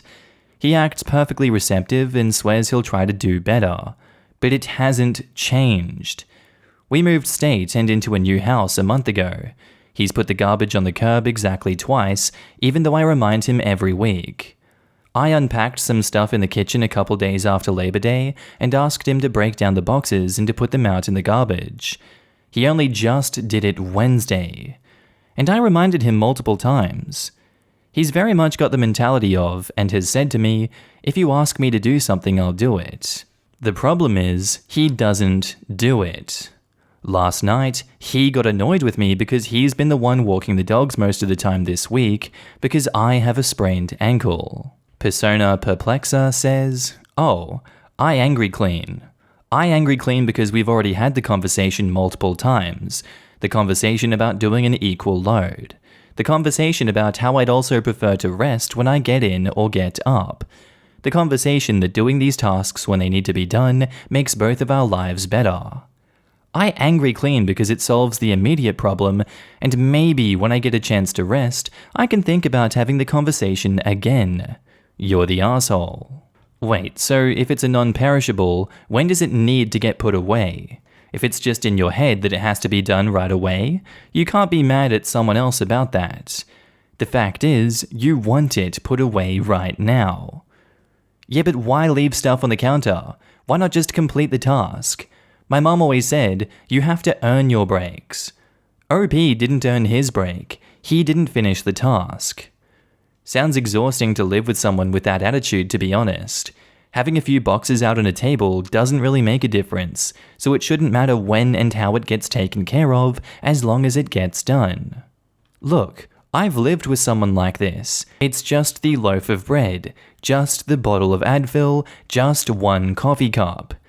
Then suddenly, it's the end of the day on Friday, and there's no room to make dinner for our fussy toddler because 3 days of just one things have added up, and I have to angry clean around a screaming kid to try to get life back in order. Yeah, doing most tasks right away saves so much hassle in the end. I'm not saying people can't let dishes sit in the sink some nights or get to something in the morning, but getting into the habit of taking care of stuff as you need to keeps it all from piling up and becoming a big chore instead of a small one. And Not Rapunzel says, "Everyone sucks here. You didn't finish everything and decided to go play video games instead. That sucks. You could have just finished the job. Your wife gets angry about having to finish the job for you, and I'm guessing it's not the first time. From her point of view, you've left it for her to do. She cleans aggressively and angrily because she wants you to hear how pissed off she is about this. Unfortunately, it isn't working, since you're not changing your behavior despite being aware of why she's doing it, but she keeps on doing the same thing. So she's being foolish thinking anything will change if she keeps doing this passive-aggressive behavior. Am I the asshole for not wanting my sister's dress? I'll keep it as short as possible. Recently, my cousin got engaged and is planning to wed next month. He gave our family money to buy a dress for the wedding. Let's say it's around $600 to split up against 5 family members. My sister, 21 female, bought 2 expensive dresses for the wedding. She said she initially planned to buy one, but somehow ended up buying 2 as she really liked both. My brother, 14 male, got himself a really good suit. Not expensive as my sister's, but still pretty good. My parents also got themselves nice dresses, and I, 19 female, was the last one. It turns out every single dollar is spent. Before you ask why I didn't buy sooner, I thought that we'd all buy together. But my sister and brother went shopping one day, as I had an internship that day, and my parents also went after that. When I asked about it, my parents just told me to borrow one of my sister's old dresses. I simply refused and asked them to buy me a new one. They told me that if I buy a new expensive dress instead of wearing my sister's, I won't be probably buying clothes for the next couple of months, which I can't because I'll be needing casual clothes for wearing at home and for going out.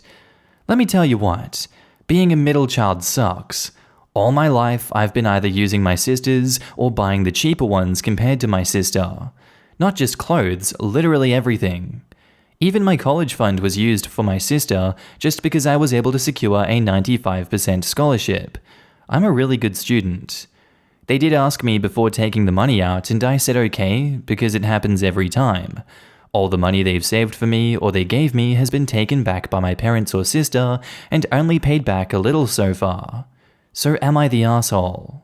OP has offered the following explanation for why they think they might be the asshole.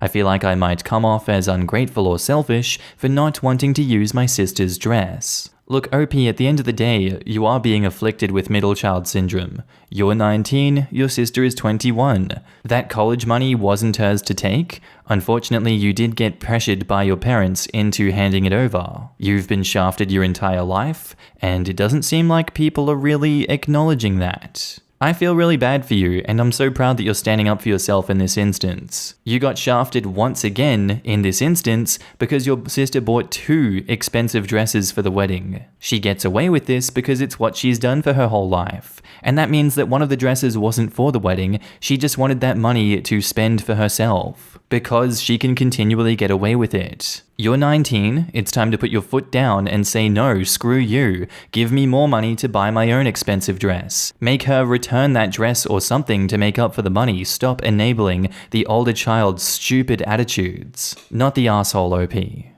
Now in the comments, Zombie Giraffe says, hard not the asshole. Your sister can return one of the 2 dresses so you can have a dress too. Also, as a middle child, I feel your pain. And OP replies, knowing her personality and attitude, she probably won't. My parents also side with her as they don't want her to get upset over returning her favorite dress. Tell them, no problem, I'll just explain to the cousin what happened with his money. Exactly this. That isn't even the parents' money. It was the cousin's, and it was given for a specific reason that they did not follow. It seems that the parents are too selfish to step in unless it is their problem. So the best way to go about this is to make it their problem. Not the arsehole. Your sister shouldn't get 2 dresses when there wasn't enough money for you to get one. She should have been made to return one so that there was money for yours. If they're letting her keep 2, they should buy you one, and it shouldn't count against other clothes that you get. It should count against hers because she was the one who got an extra dress that she doesn't need for the wedding. And OP replies, I agree with you totally. Thank you. I'm going to send this comment to my parents. You should also tell your cousin what happened. This could embarrass your parents into doing the right thing. God, I'd be all over that so fast. Hey cousin, just wanted to let you know that the money you sent us bought everyone, myself included, an outfit for your wedding. I wasn't able to get one because my sister decided to buy 2 dresses for one wedding, and my parents are okay with this. They won't have her return one because they don't want to upset her, and they won't buy me another one without it counting against my future budget of clothing, so I may not have anything appropriate to wear to your wedding. Just wanted to give you a heads up. Then you can just sit back and relax and watch whatever unfolds next.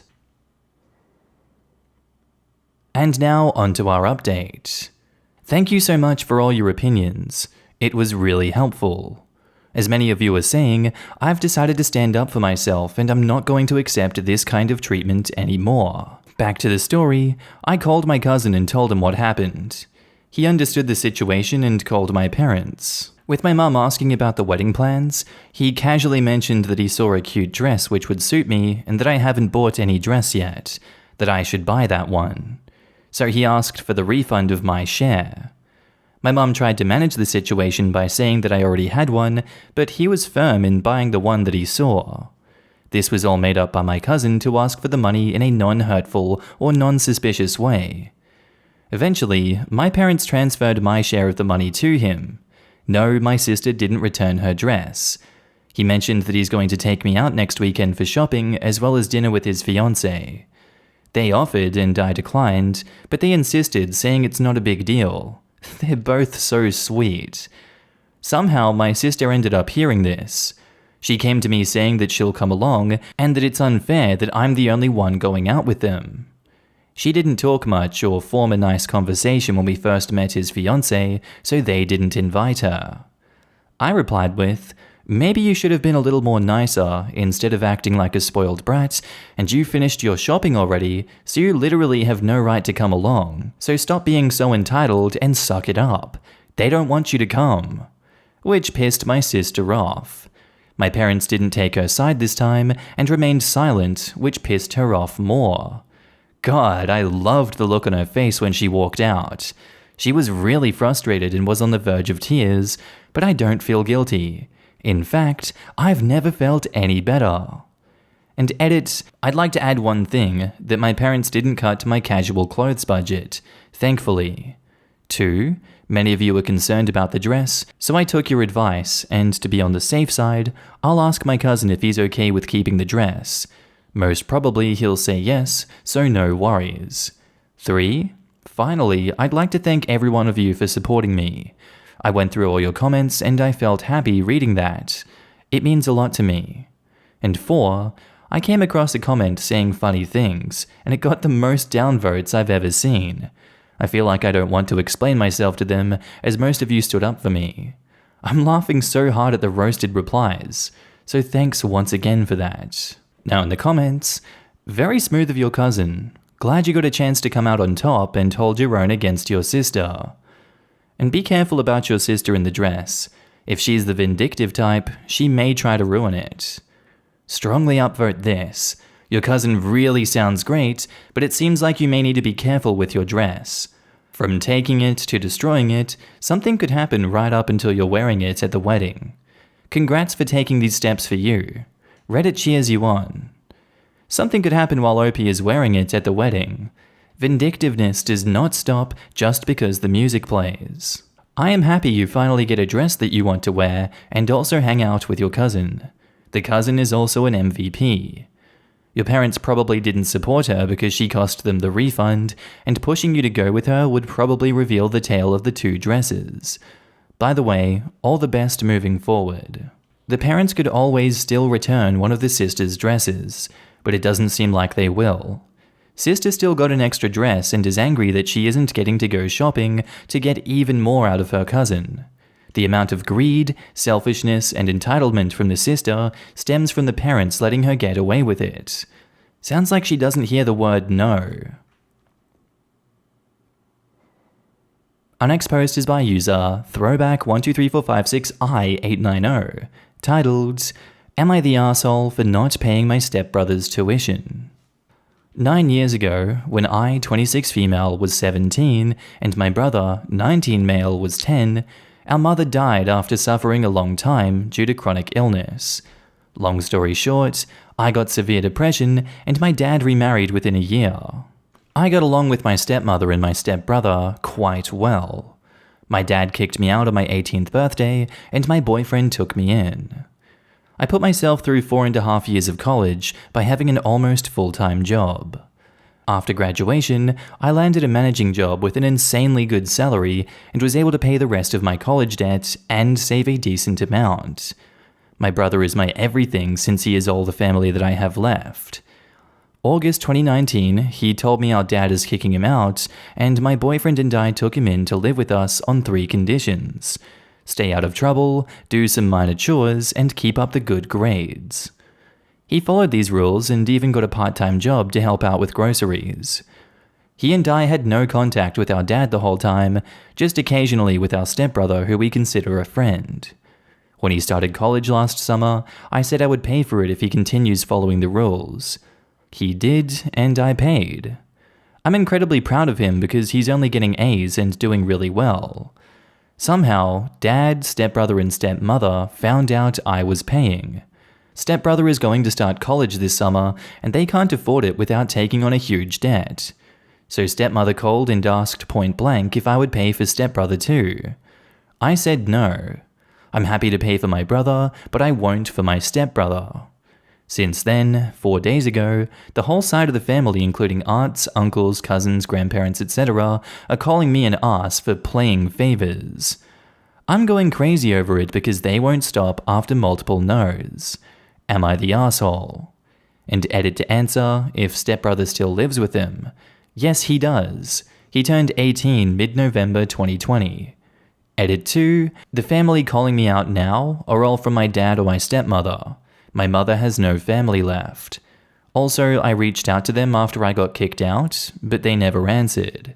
It's the first time they're reaching out to me. You literally owe these people nothing. They kicked you and your brother out of the house when you guys turned 18.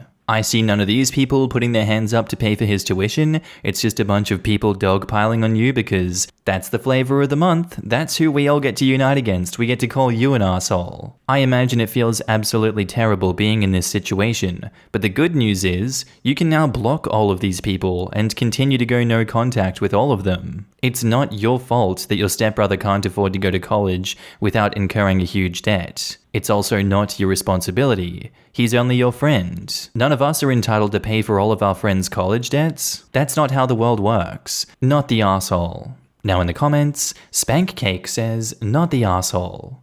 Some nerve to toss you and your brother out the moment you turn 18, and then turn around to ask you to support the other kid that they don't want to bother with. Daddy Dearest is a piece of work from the sound of it.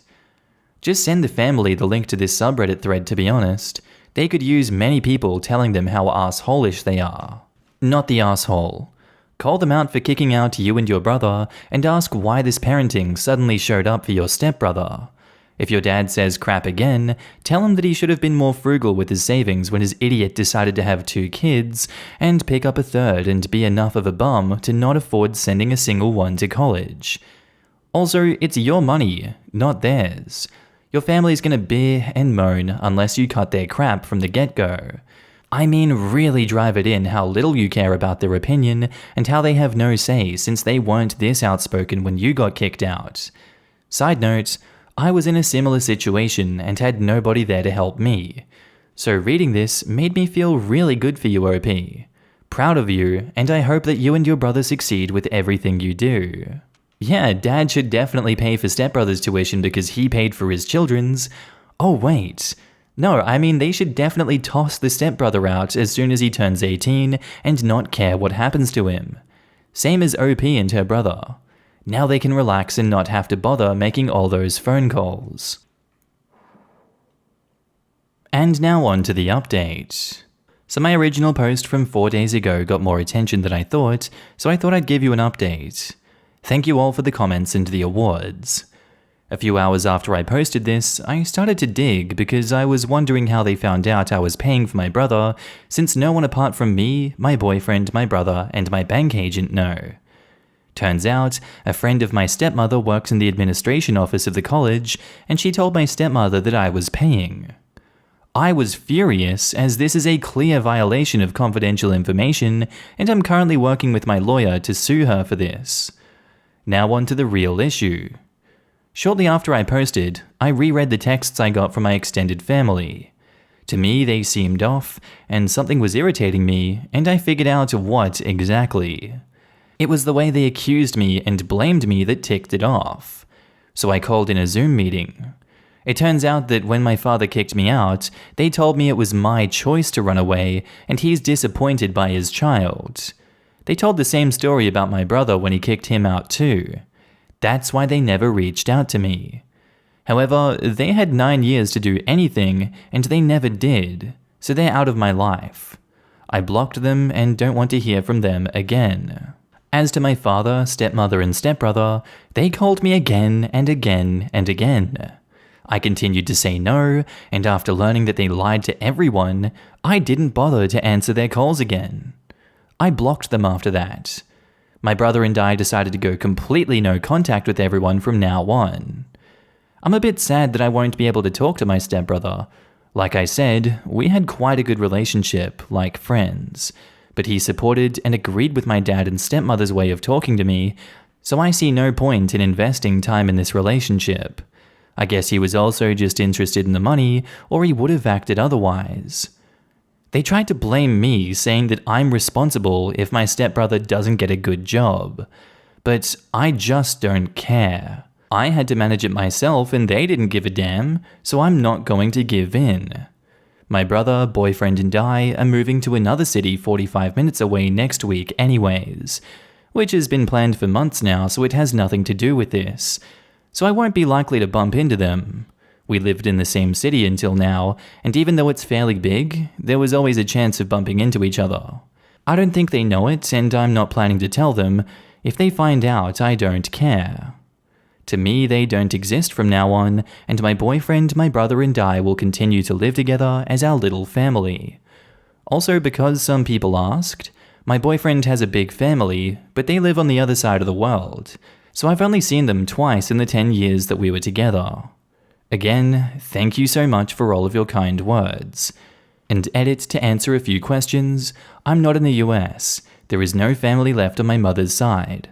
I had the chance to tell my extended family what really happened, but apart from 2 people, they didn't believe me. Maybe I will reconcile with my stepbrother sometime in the future, but right now I'm not in the right mind to do so. My brother and I are already in the process of completely cutting off my father, and we are creating wills and medical POCs in case something happens.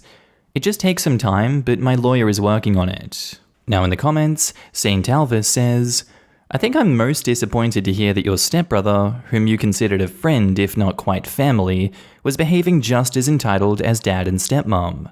Very glad to hear that you're moving your new little family away from all this drama. Yeah, but you have to wonder what her parents told him. I mean, if they told the entire family that she and her brother ran away, they could have easily told the stepbrother that she had promised them that she'd pay for it and is now backing out. I'm glad you're pursuing a case against the friend of your stepmom. That is outrageous. And please make sure you and your brother go through the legal process of disowning your family members in case something happens to either of you. As of right now, in my country, I know you said that you aren't in the US, if one of you becomes incapacitated, your dad would be the one to make all medical decisions for you. Make sure you two are the only legal next of kin for each other, can make medical decisions, and have wills made. And I'm always amazed when the children of such an awful parent manage to become such responsible, caring, and level-headed people on their own. Despite the terrible treatment of your dad and his family, you seem to have done everything right for yourself and your brother. Sometimes people become role models to kids by showing them exactly what they don't want to become. Good job, OP, for realizing it early on. Am I the asshole for kicking out my teen sister and refusing to take her in? So I, 23 female, recently moved out of my parents into a 2-bedroom apartment with my son who is 2 years old. My parents then decided to move to a place 1 hour away to get away from city life. My sister, 15 female, is in high school, and she aspires to go to med school. Her school gives students the option to have online classes or go in every day. For some reason, she hates studying at home and wants to go in, so she'll stay with me during the week and go home every Friday. We're still trying this out, and this has been the 2nd week, but I had a feeling since the beginning that it wouldn't work. My relationship with her has always been kind of off. There's a 7-year age gap, we've never fought, but never been friends either. We're like strangers. Except I'd never treat a stranger the way she treats me. She's a typical teen, won't look up from her phone, and any questions you ask her will be answered with an eye roll in an annoyed tone. She's also condescending, mean, and unnecessarily rude to me. Doesn't pick up after herself, and generally speaking, she's not a joy to be around. Having her in my apartment just adds a huge load of stress on top of my home office, online classes, as I'm in law school, taking care of my kid, and taking care of house chores. I go to work once a week, every Wednesday, and by 5 p.m. there was a lot of traffic, so I called my sister to pick up her nephew from daycare on her way home. His center is literally on my street, and she walks right by it and said that I was already on my way. She sighed and answered that she couldn't because she had Muay Thai. I thought it was strange because gyms are closed, so I picked him up half an hour later, went to the supermarket to pick up things for dinner, and when we got home, we found her in the living room, having an online Muay Thai class. Her clothes were all over the bathroom floor, and she'd left the kitchen a mess since the morning, and that was the breaking point for me. She couldn't do a simple favor, and she doesn't do the bare minimum either. I told her to pick up her stuff and ready her bag to take to school tomorrow because she'd be going home from there, and I called my parents to pick her up. They tried to reason with me, but I was irate at that moment. She didn't even answer, just rolled her eyes at me again and locked us out of the living room until the next morning. I woke up and saw that she hadn't taken her stuff with her, so I picked everything up, put it in her bag and left it at the front desk of the building and asked the doorman not to let anyone in. I called my mum again, and she and dad told me I was being unfair and petty, and that I shouldn't act out of anger. They also said that I had an obligation to take care of my sister, but I know that I don't. I finished by saying they'll either have to pick her up at school, or she can stay with one of her friends, and I don't care, and I hung up. I can't turn off my phone because I use it for work, and I don't want to block anyone because I don't want my sister to stay on the street too long or anything, but I want to follow through with my decision. Am I the asshole? Info, we did set out house rules, which were the same that she had back at our parents' home. She knows what her chores are, and do I really have to ask a 15-year-old to not leave stuff on the floor right by the laundry basket? I did tell her and our parents by the end of the first week that it wasn't going to work if she kept up her behavior and that I wouldn't want to take her in anymore. They are not helping with the cost of keeping her. They gave her an allowance that she kept to herself. OP has offered the following explanation for why they think they might be the asshole. I think I might be the asshole because I'm acting out of anger and we don't have other family that she can stay with. Look, I get why you're acting out of anger, but I do believe that your anger is very much justified in this situation. She couldn't do the bare minimum of walking down the street, grabbing the nephew, and coming back home. That takes 5 to 10 minutes at max. That's not a huge effort, and I'm sure that she won't miss any of her Muay Thai class. She knows what her obligations are, yet she chooses not to do them. And I also get the argument, she's 15 years old, we don't always understand, and we need more chances to understand those lessons and to learn those lessons. She did have 2 weeks of warning before this though, and she knows what her sister is like, and she knows that the sister will not take her bullcrap. OP, you say that she doesn't have other family to stay with. That's a lie. She has 2 parents she can go and stay with. Yes, those parents are an hour away, but it's obvious that this situation isn't sustainable, and the solution is to kick her out. If she doesn't want to change and respect your house, your rules, and your child, this is the consequence of those actions, unfortunately. I'm going with not the asshole. Now in the comments, the last Basilope says, not the asshole. Someone needs to show your sister that her actions have consequences, and it sounds like your parents don't do that. Maybe if she has to do online classes for a few weeks, she'll develop a better attitude. This. Also, I know it's a stereotype, but plenty of teenagers are kind, empathetic people. No excuse to be a dick. Although I do think other commenters have made great points that the patient zero for dickish behavior here is the parents.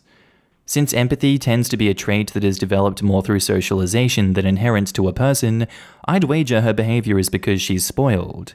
A lot of people just side-eye teens who act like bratty assholes and say they'll grow out of it and move on. So a lot of people don't really start to learn how to not be a giant asshole to people over the slightest inconvenience until they're forced to deal with others who won't give them a free pass. It's true that they'll grow out of it in college. No one gives a crap about you in college, and if you don't want your social life to suck, then you'll be nice to people. I was a teaching assistant at my university for 4 semesters. At any given time, the university had roughly 32,000 undergrad students. With grad students, there are about 50,000 students total. Unless you play basketball, you're not going to stand out. The class I teaching assisted for was popular with freshmen and sophomores because I met the gen ed lab science requirements without scary stuff like math. Every semester, I watched students learn that they're not special snowflakes that are going to be cherished and nurtured at every turn, and whatever tactics they might have used to employ in the past to get bent rules were not going to work here. I have even had parents call me to beg, manipulate, and demand special treatment for their kid. Most kids adapted relatively quickly, but every semester there were 1 or 2 that either expected special treatment, thought there were a big fish in a little pond, or both. I do not care who your father is. I don't care about your SAT score. Do your work when you're asked and we're good. And Loxpoxmox says, not the asshole. Ultimately, you're not her parent. This situation has probably changed from what either you expected, and you've taken on roles you didn't intend to take. Seeing that she has the online option, she can return to the parent's home. And honestly, it seems like no one is this kid's parent. Her actual parents have taken OP's moving out as an opportunity to move somewhere they prefer to live, with the assumption that OP's sister will just transition to school online for the rest of her high school career. There doesn't seem to be a lot of concern for the fact that they yanked the sister out of her environment. The parents also seem to expect OP, who is in her early 20s, attending law school and a single, parenting a toddler, to simply take on the financial responsibility for the sister because that is what is more convenient for the parents. I get that teenagers can be a total pain in the ass, but if I felt like no one cared about me, I'd act like an asshole too. These parents were basically like, cool, the 23-year-old moved out. Let's do what we want to do and let the 15-year-old sort herself out. And yeah, seriously, not to make excuses for the bad behavior, but her parents basically threw her away. Of course she's going to be upset and act out. And now on to the update. Hey there, I'm updating to let everyone know what happened Friday and to give more info. Maybe I didn't make it very clear in my post, but my sister went to school in the morning, I left her stuff at the front desk for her, and our dad drove down to pick her up from school and take her home. And I was so anxious about the situation that I couldn't even get to work until I knew they were on their way there. I didn't throw her out into the streets. My mother was furious, and I hate confrontation, but I had to be firm and tell her that I'm not taking her in anymore. It doesn't matter if she changes, I won't have it. I'm not one to give second chances, and honestly, we'd be just accommodating her preferences at the cost of my mental health, which I'm already struggling with. She didn't even want to speak to me when we FaceTimed last night. People in the comments were pissed that my parents weren't even covering her expenses here, but I'm honestly not caught up on that. I only wanted their gratitude. Honestly, the way they treat me is inexcusable, and I see that now. It's not like she was orphaned and we had to go live with a distant relative who she hates. I won't back down on my decision. I tried to do a huge favor for her, and she just took it for granted.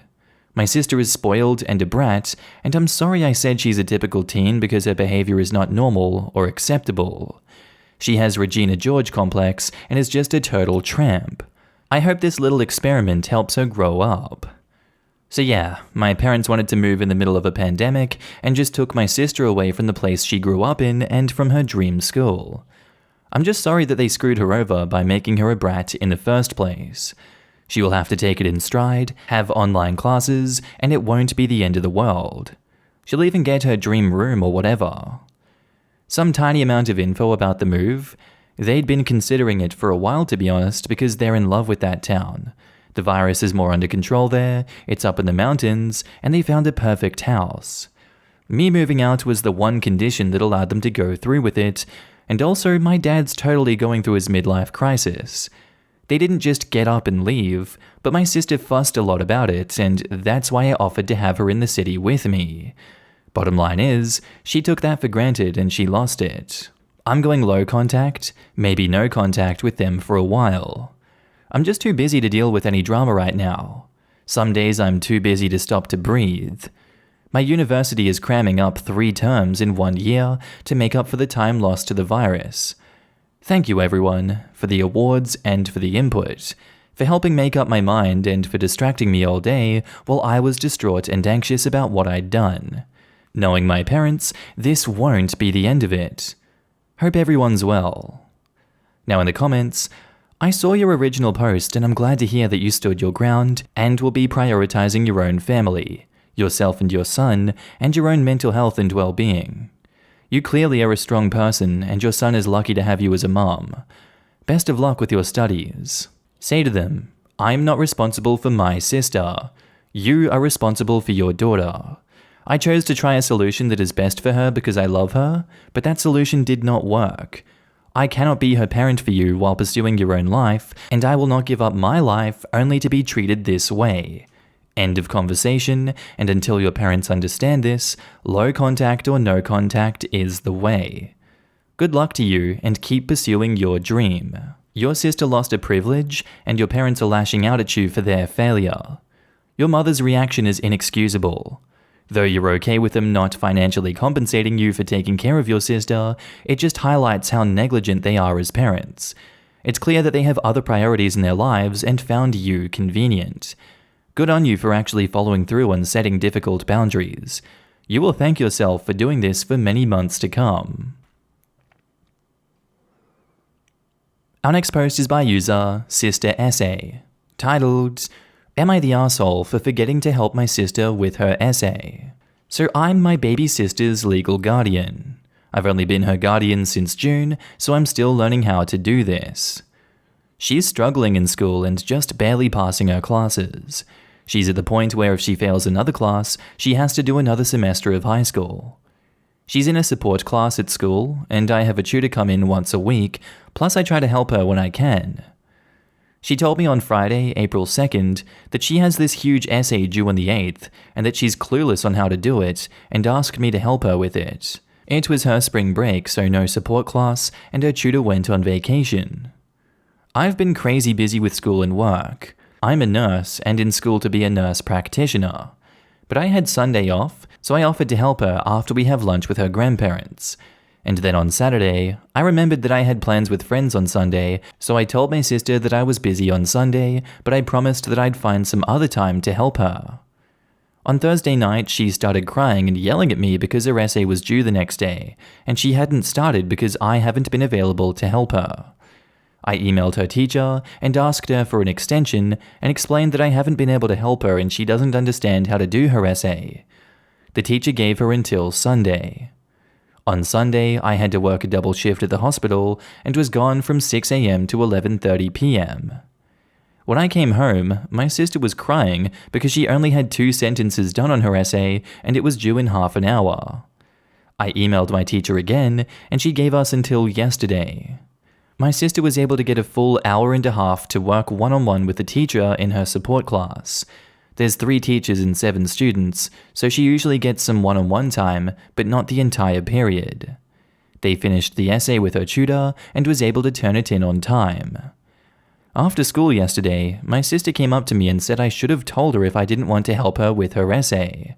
I told her I did want to help, but I was just busy with school and work and I forgot. She's been in her room since and won't let me in, so I wanted to know if I'm the arsehole. OP has offered the following explanation for why they think they might be the arsehole. I think I might be the arsehole because I broke my promise to my sister and wasn't able to help her with her essay. Yeah, I think that's pretty clear cut. I feel like you don't need to go too deep into this one. You broke your promise and continually forgot on multiple occasions to help her with her essay. That's completely on you. You're at fault for this one. It seems like she really needs extra support to get all this done and you couldn't be there for her. So yes, you're the arsehole. Now in the comments, HuskerCard123 says, You're the arsehole. You promised something to her, then bailed because you remembered you'd rather be with friends. Then you just kept not helping. Day after day, while this kid waits for you and gets more and more scared. Thank God for the saint of a teacher who dealt with this, and the teacher that stepped in and helped her. You really need to consider these things before you promise someone that sounds fragile to begin with. This is when I wish there was a "you're not the asshole, but you sure messed up."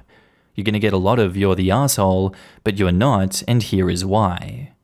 You actually tried helping her by emailing her teacher and getting them to extend the date, and 99% of the time you were working, and your sister should have asked someone for help.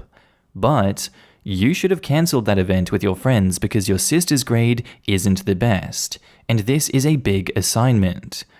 I get not wanting to cancel with friends, but you're her legal guardian and should have cancelled.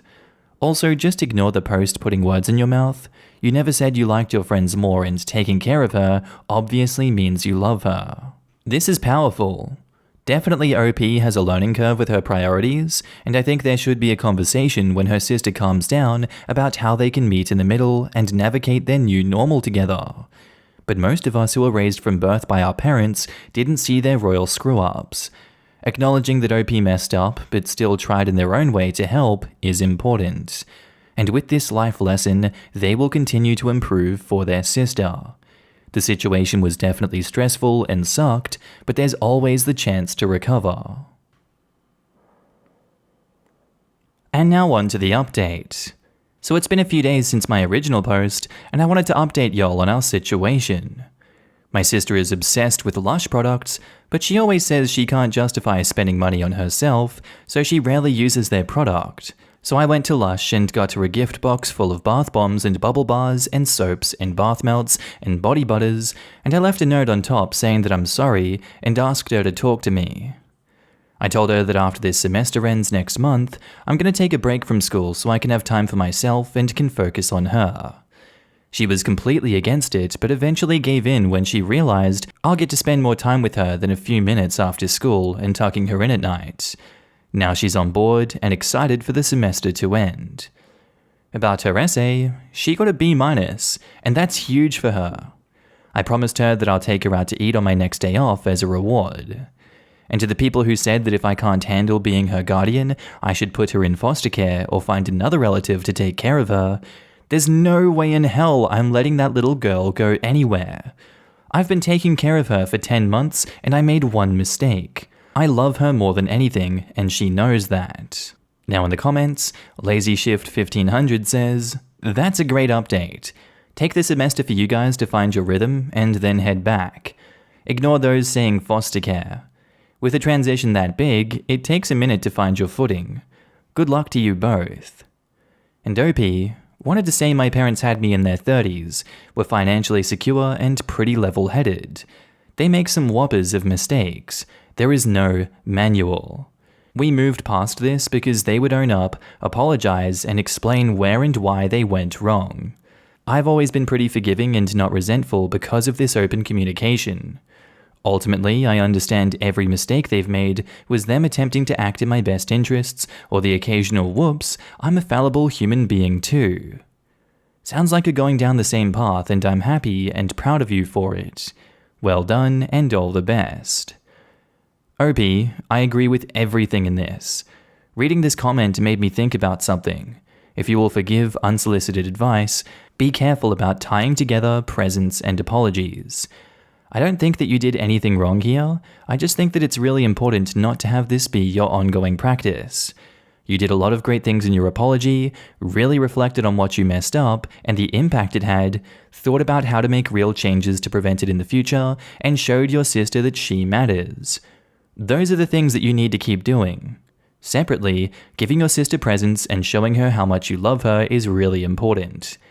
If you typically do those things together, you'll be setting up a bad power dynamic and undermining the message that you want to send her. Presents tied to apologies routinely don't communicate that you care.